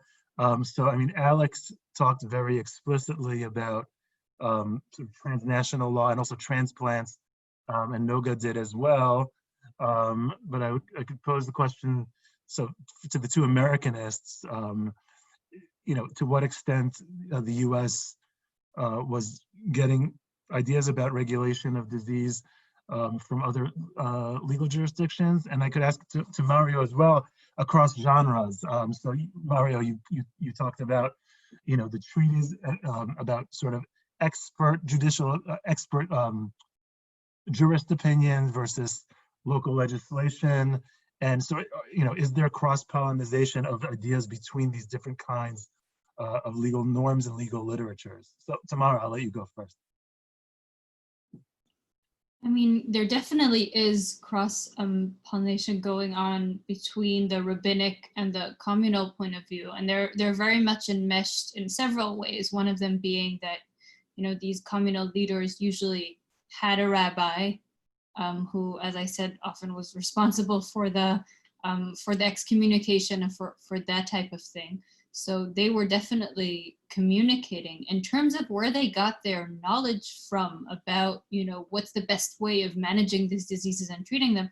I think even the rabbinic religious sources make very clear that in a way they're getting it from their surroundings. So both medical theories that they're seeing around them and practices of what's going on around them are not so much determined by, the religious text itself as much as by this combination of, their religious traditions, but also just what people are doing and what people are observing. If they're observing the fact that, together with people moving from town to town, the disease moves from town to town, they will take precautions and react to what they're observing. And I think the same thing with the communal leadership, which I think goes back to some discussion before at the level, how local is this? How general is this? Part of this is just, it's reacting to what they're observing and what they think is necessary, which, partially is at a very, very local level, and at the level, not even of towns, but of communities. So the Jewish community was part of Krakow to some extent, but it was also its own neighborhood. And the communal leaders were making decisions in large part based on that. So it's a mixture of, I'd say, this religious and theoretical knowledge, but also very much things that they're observing and knowledge that they have, both religious knowledge, but also medical knowledge at the time that they're using. Thanks. Anyone else? The panelists want to talk about? I would just say, when I look at the New York City Board of Health, which considered itself and still was considered quite sophisticated at the time, they are very much in touch with their European colleagues, especially epidemiologists and bacteriologists from Germany.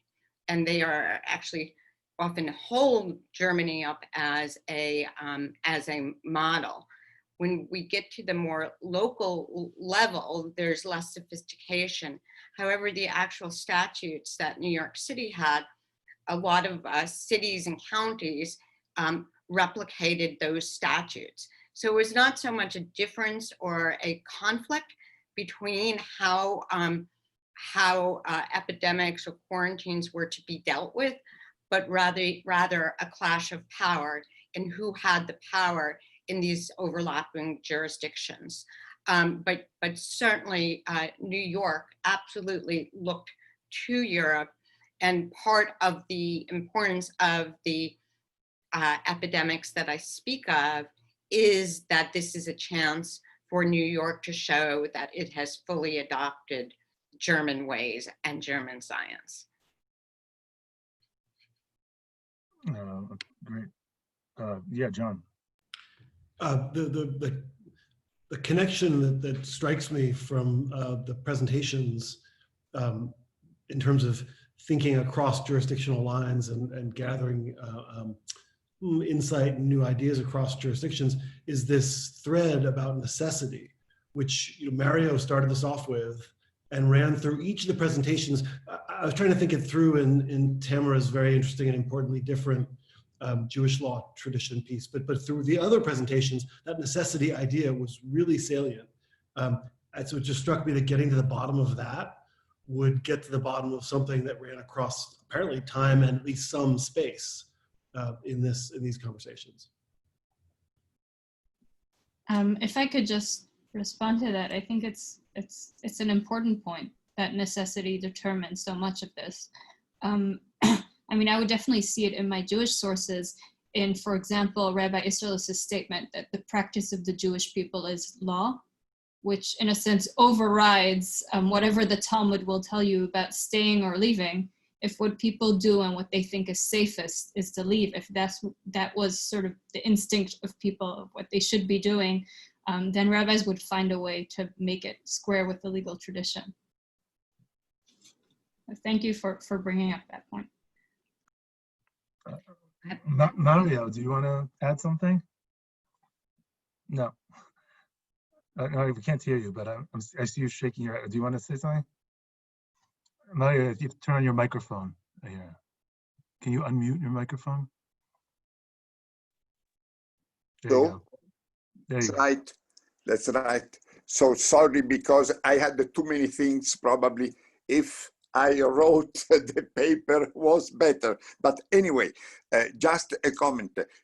Cordes has rightly stressed that the materials are very, very scattered in countries like Italy and Germany, because provisions are everywhere quite similar, but with differences, important differences.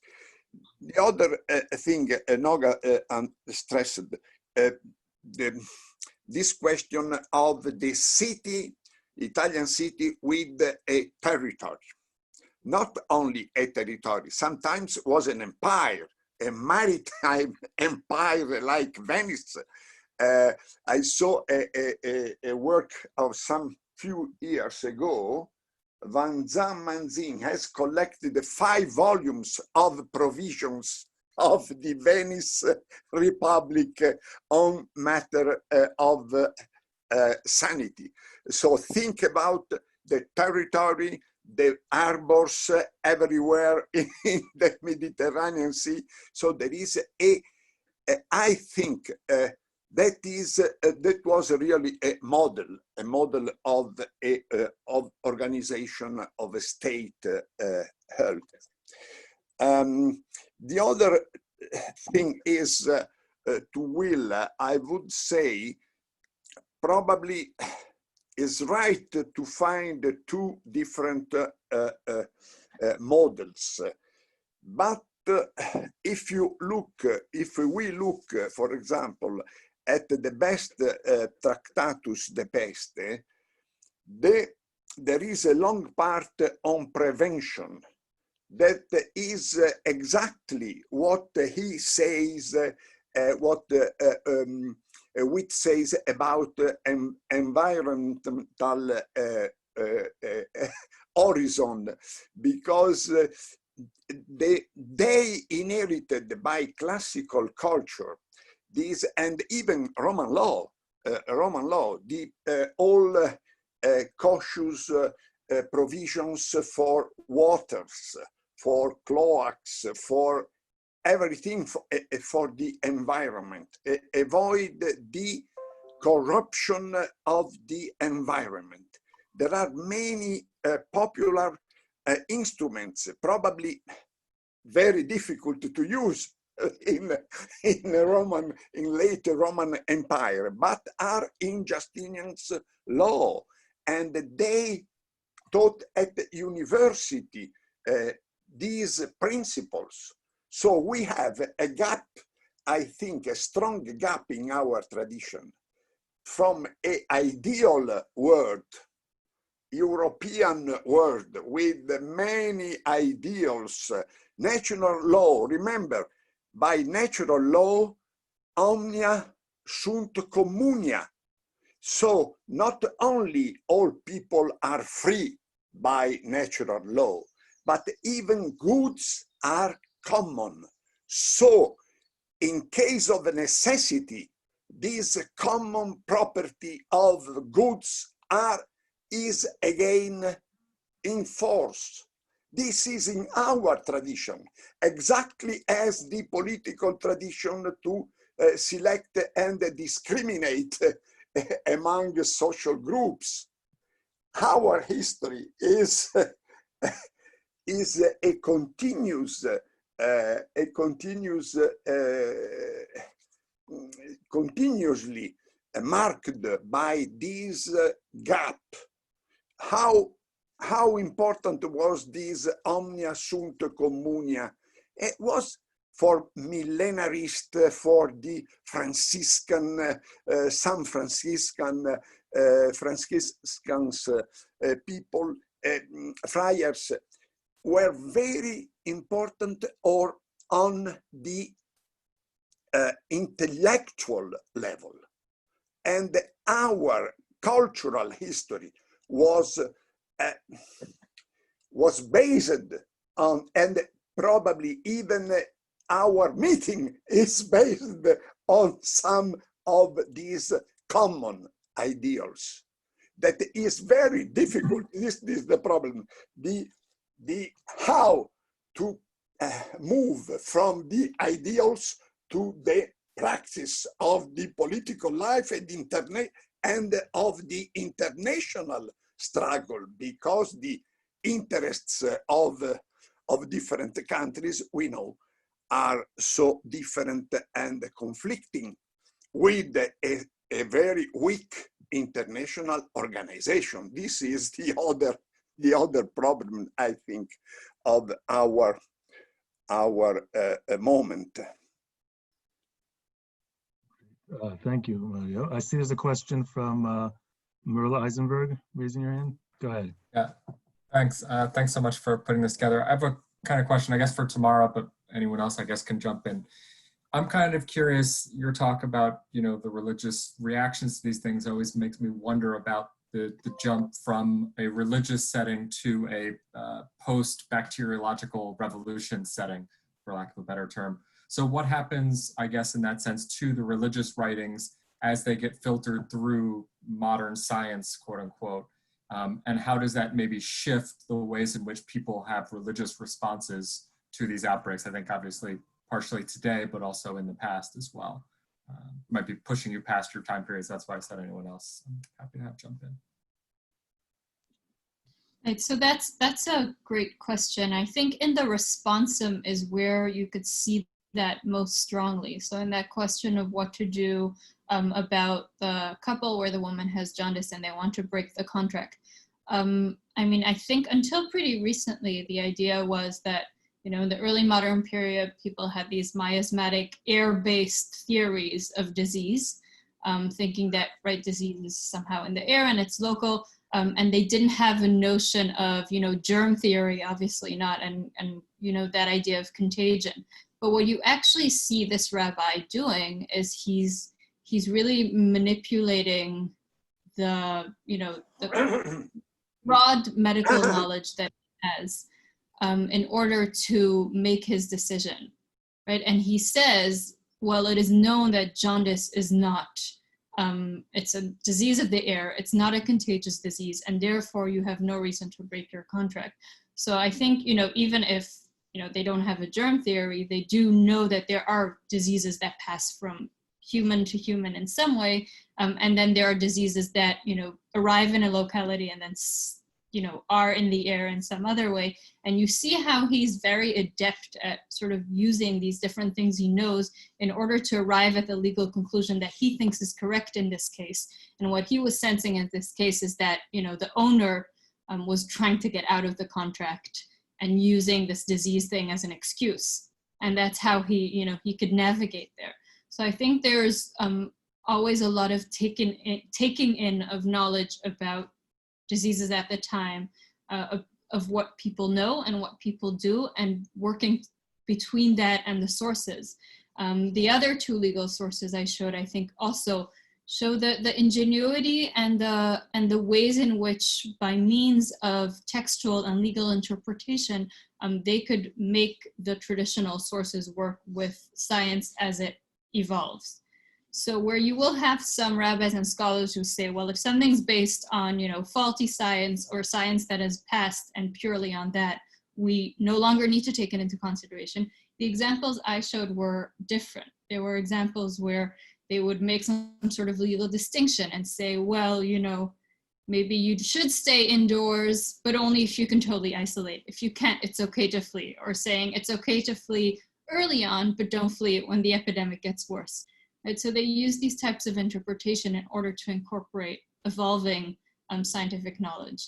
And I think you could look at these models also going forward. So you'll have rabbis who say if something is purely based on science and the science has been misproven, we can set it aside, and others who will try to find a way in which they can keep both the textual tradition and the evolving science together in some way or other. Sometimes it is more forced and sometimes less, and sometimes it requires statements such as that of Rabbi Yisrael saying, well, you know, the local practice of the Jewish people is law, and you know that overrides it, or that requires no more justification. And sometimes you get these more sophisticated types of interpretation where they try to maintain both at the same time. But these are possibilities. I think they depend very much on the individual scholars and how they want to do this, and in their view of how Jewish law develops and the place of empirical knowledge and science in this development.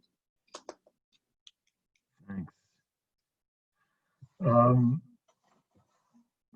So first of all, let me just add in, while on the topic of religion, that one of the things I've found, and some people have written about this, I think the sort of a religious sensibility behind lots of the contemporary regulation that we've seen with the Corona crisis, sort of people, the idea that people sort of took, at least some people, took very strongly to self-isolation as almost a penitential practice for the excesses of capitalism, and so on. It seems to me to explain a lot of people's behavior today, and I wonder whether you know, religion is something that should be viewed as a factor in explaining some of the legal history of this field, not only in medieval and you know, the early modern periods where it seems to be very salient, but even in, you know, 19th and 20th century, you know, Europe and the United States. That's just a comment. I had a question for the panelists about the idea of agency. So I hang out, among other people, with environmental historians, and environmental historians like to argue about the question of whether the environment has agency, or whether parts of the environment, animals, plants, diseases, and so on, have agency in the sense of historical agency. And I was wondering what panelists or other people in the audience, indeed, thought about the idea of disease or epidemics or microbes having agency. Is this an idea that might be useful at all, or is it just silly? It seems to me to be somewhat connected to the theme of necessity that's been flagged here, in the sense that they both have a kind of deterministic ring to it, and also, as I'd mentioned to John, you know, when he set up his talk right at the beginning about two different approaches to disease and law and politics. So to the extent, which I think John is not in this camp, but to the extent that we think that disease sort of shapes the way law and politics go, is that somewhat akin to this idea of disease having agency? So I'm throwing this out there if anyone wants to comment, or if it's too silly, then you don't have to take it up.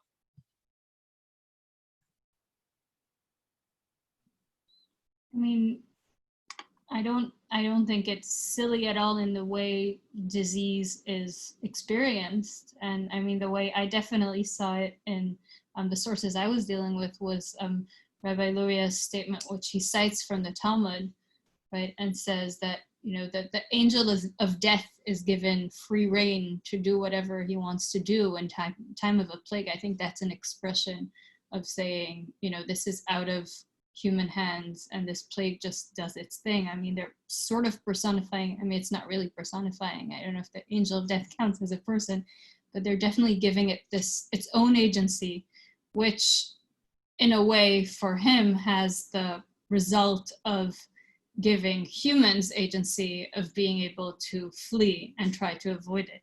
right? So by giving the angel of death or the plague itself its own deterministic kind of power, it also takes away from this idea of, you know, divine fate and don't do anything, stay put, but it's something that you react to.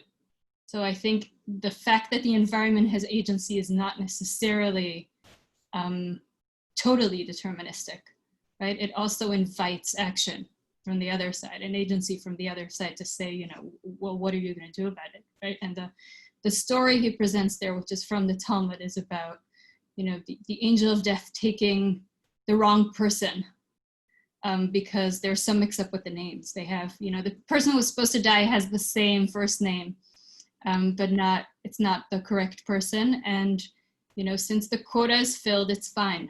And they're letting the angel of death do that. So even though this was not the person who was meant to die, right? So it's sort of this very evocative, emotional story, but what it's coming to say is, you know, you're free to try to do whatever you want because sometimes you die even though you're not meant to. I want to just say something about agency. When I began working on this article, I was looking for the agency of both women's organizations as well as Russian Jewish organizations and Yiddish newspapers. And one of the things that I found was that the agency in a public health emergency is erased of many of those who are not elite. And so, so I couldn't find what we would traditionally think of as agency on behalf of many, many people. And I don't think it's ridiculous at all to think of a virus or a disease as having agency, and the ways that it was presented in some of the documents that I look at is in fact as its own sort of separate entity, which I think is what leads to a very militaristic discourse. And so this thing that has agency is going to be fought just like a soldier. And I think that militaristic discourse actually shuts down the potential of true social reform that can come after it, because it is seen as an aggressive, militaristic, very hyper-masculine war that cuts off the voices of a lot of people. Interesting. Albert, did you have a comment? Sorry, you got to turn on your mic. Yes, a little bit vague, so forgive me if I'm not too clear. If I take the arch enemy, the angel of death, or the devil himself as the possible subject of agency, as the arch enemy, then I see a certain parallel in the early modern times between the fight against diseases and the fight against witches. And let me elaborate, because that seems far off on the first look. But what we discussed a little bit earlier is the very local approach and the fear-driven approach, which might be another subject we could elaborate on in a time where much of history of emotions is being written.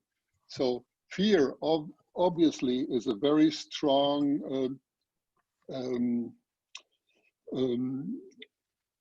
agent, a strong accelerator for these locally and very quickly developing measurements against the perceived threat. And they, of course, are these regulations are chosen before the threat arrives. So it is a preparatory action. And in this regard, in the way perceived dangers are met and anticipated in the 17th and 18th century with the police description ordinances, there is a similarity in the detection of witches and the detection of arriving diseases. Now, my question, perhaps to all panelists, and maybe especially to Tamara, because she has told us about a reflection on the reality of dangers by the rabbis, is do you come upon discussions about fear, and if fear sort of blinds you against the degree of the reality of the threat? Was that clear? Maybe not. Yeah, I think so.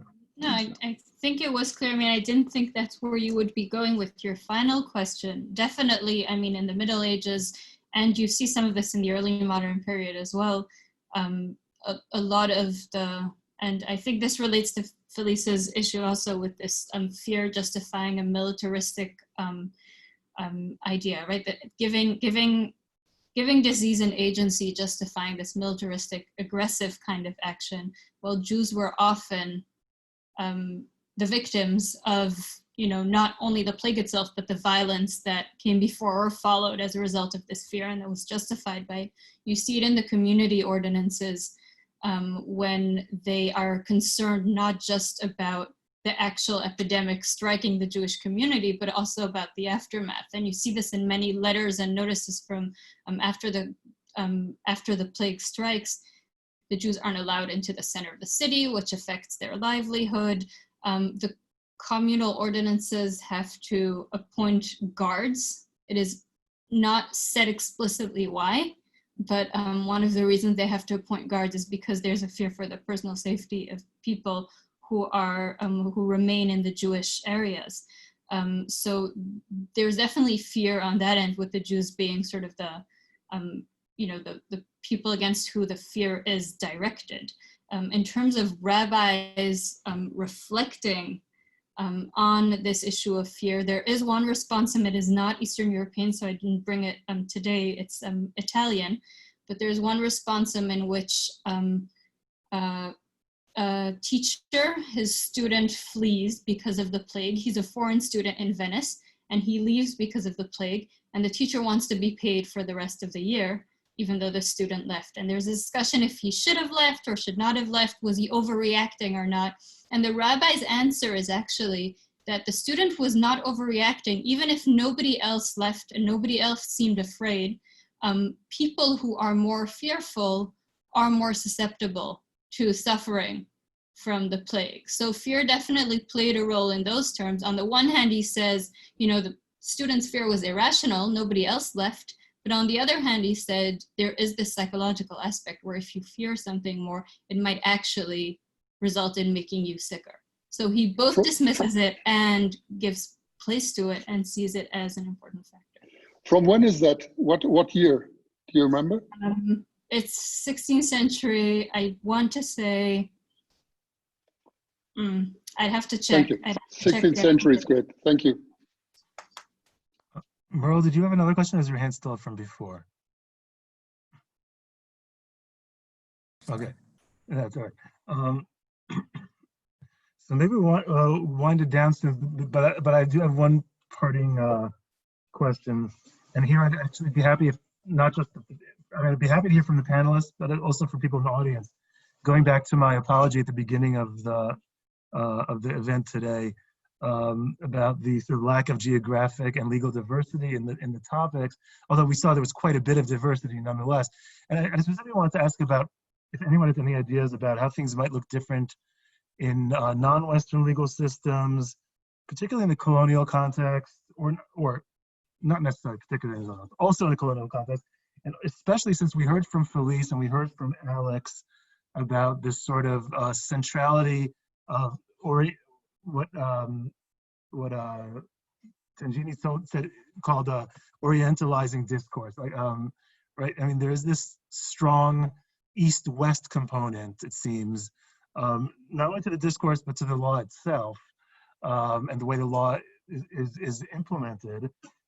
And if anyone has any ideas how that played out, or might have played out in places which were themselves viewed as the East, or maybe indeed were in the East, geographically speaking.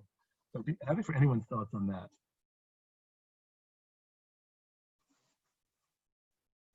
I think one really interesting thing that is a legacy of quarantine practice and plague control in Western Europe and the Mediterranean is the way in which this concept of certain diseases, and plague preeminently so, kind of were constituted as a separate category that justified a range of actions that were different than other things. So whereas for many humanitarian catastrophes in India, the British were kind of shamefully completely negligent. When it came to kind of very isolated, relatively minor plague epidemics in the Himalayas, the British institute draconian quarantines and really invasive procedures, and actually import sets of rules and codes of practice from British officials in Malta in 1813, fighting the plague there. So I do think looking at specific diseases like the plague or cholera as pandemics that spread coercive practices around the world is quite interesting. And just the other thing I'd say about your question about East-West, that goes back to the question about religion, in the way in which quarantining came to be so much associated with entry to Western Europe. It also took on a whole set of cultural associations with Christianity. So that the actual fumigating tongues, for example, that stamped a letter as having been expurgated at the Lazaretto of Nice were shaped as crucifixes, saying this letter is officially Christianized. And the whole charge of Islamic fatalism as explaining the presence of the plague in the Middle East is a kind of long-lasting canard in Western European thought. Even though we do see a plethora of quarantine techniques, I think, around the Mediterranean, including in the Middle East and North Africa too. So anyway, that's my thoughts on that. Interesting. Thank you. Michelle? Just quickly, for indigenous peoples, of course, epidemics was a terrible, that the world is too well, but I don't need, I think, to provide the background. What struck me is that probably because these were diseases for which in Europe they would not put in place quarantines or things like that, but certainly in New France, when you have the Jesuits, they are told that they are spreading the disease, and they don't want to admit it, although they begin to suspect it. But the indigenous peoples realize that the problem has come from the Jesuits moving around, and for the Jesuits, the only important thing is to baptize the persons who are dying. So here there's a disconnect, I think, between what the approach would be in Europe, where they would try to contain the spreading of the disease, and what's happening in indigenous communities. But what's complicated is that I would have to find more information about specific disease which were not well understood at the time, and compare what was done in France and what was done in indigenous communities. But I think it was really what's happening, and epidemics were current even in the middle of the 19th century in many, many indigenous communities, and far less efforts went into protecting them. Interesting. Thank you, Michelle. Anyone else? Okay, so in that case, I think it's time to wind it down. As I said, I hope that there will be follow-ups to this. If nothing else, I hope, I think a lot of interesting ideas were aired here. We've maybe even begun identifying some interesting transnational and chronological themes that seem to unite a lot of the individual research projects here. So I hope there will be a follow-up to this somehow. I'm happy for anyone's ideas on how to do that. And if people need contact information or anything like that for each other also, you're welcome to write me. So please join me in thanking the speakers. Thank you very much. Let me also thank Edith, the Berg Institute's administrator who works with the organization. I hope to see you all in the future. Thank you. Thank you. Thank you. Thank you so much, and thank everyone for attending. This was wonderful. Thank you. Thank Bye-bye. you very much. That was great.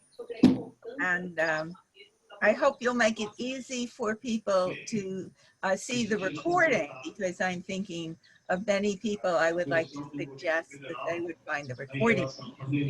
Absolutely. So we'll distribute a link to the, once Zoom processes it, we just quickly will distribute a link. Thank you.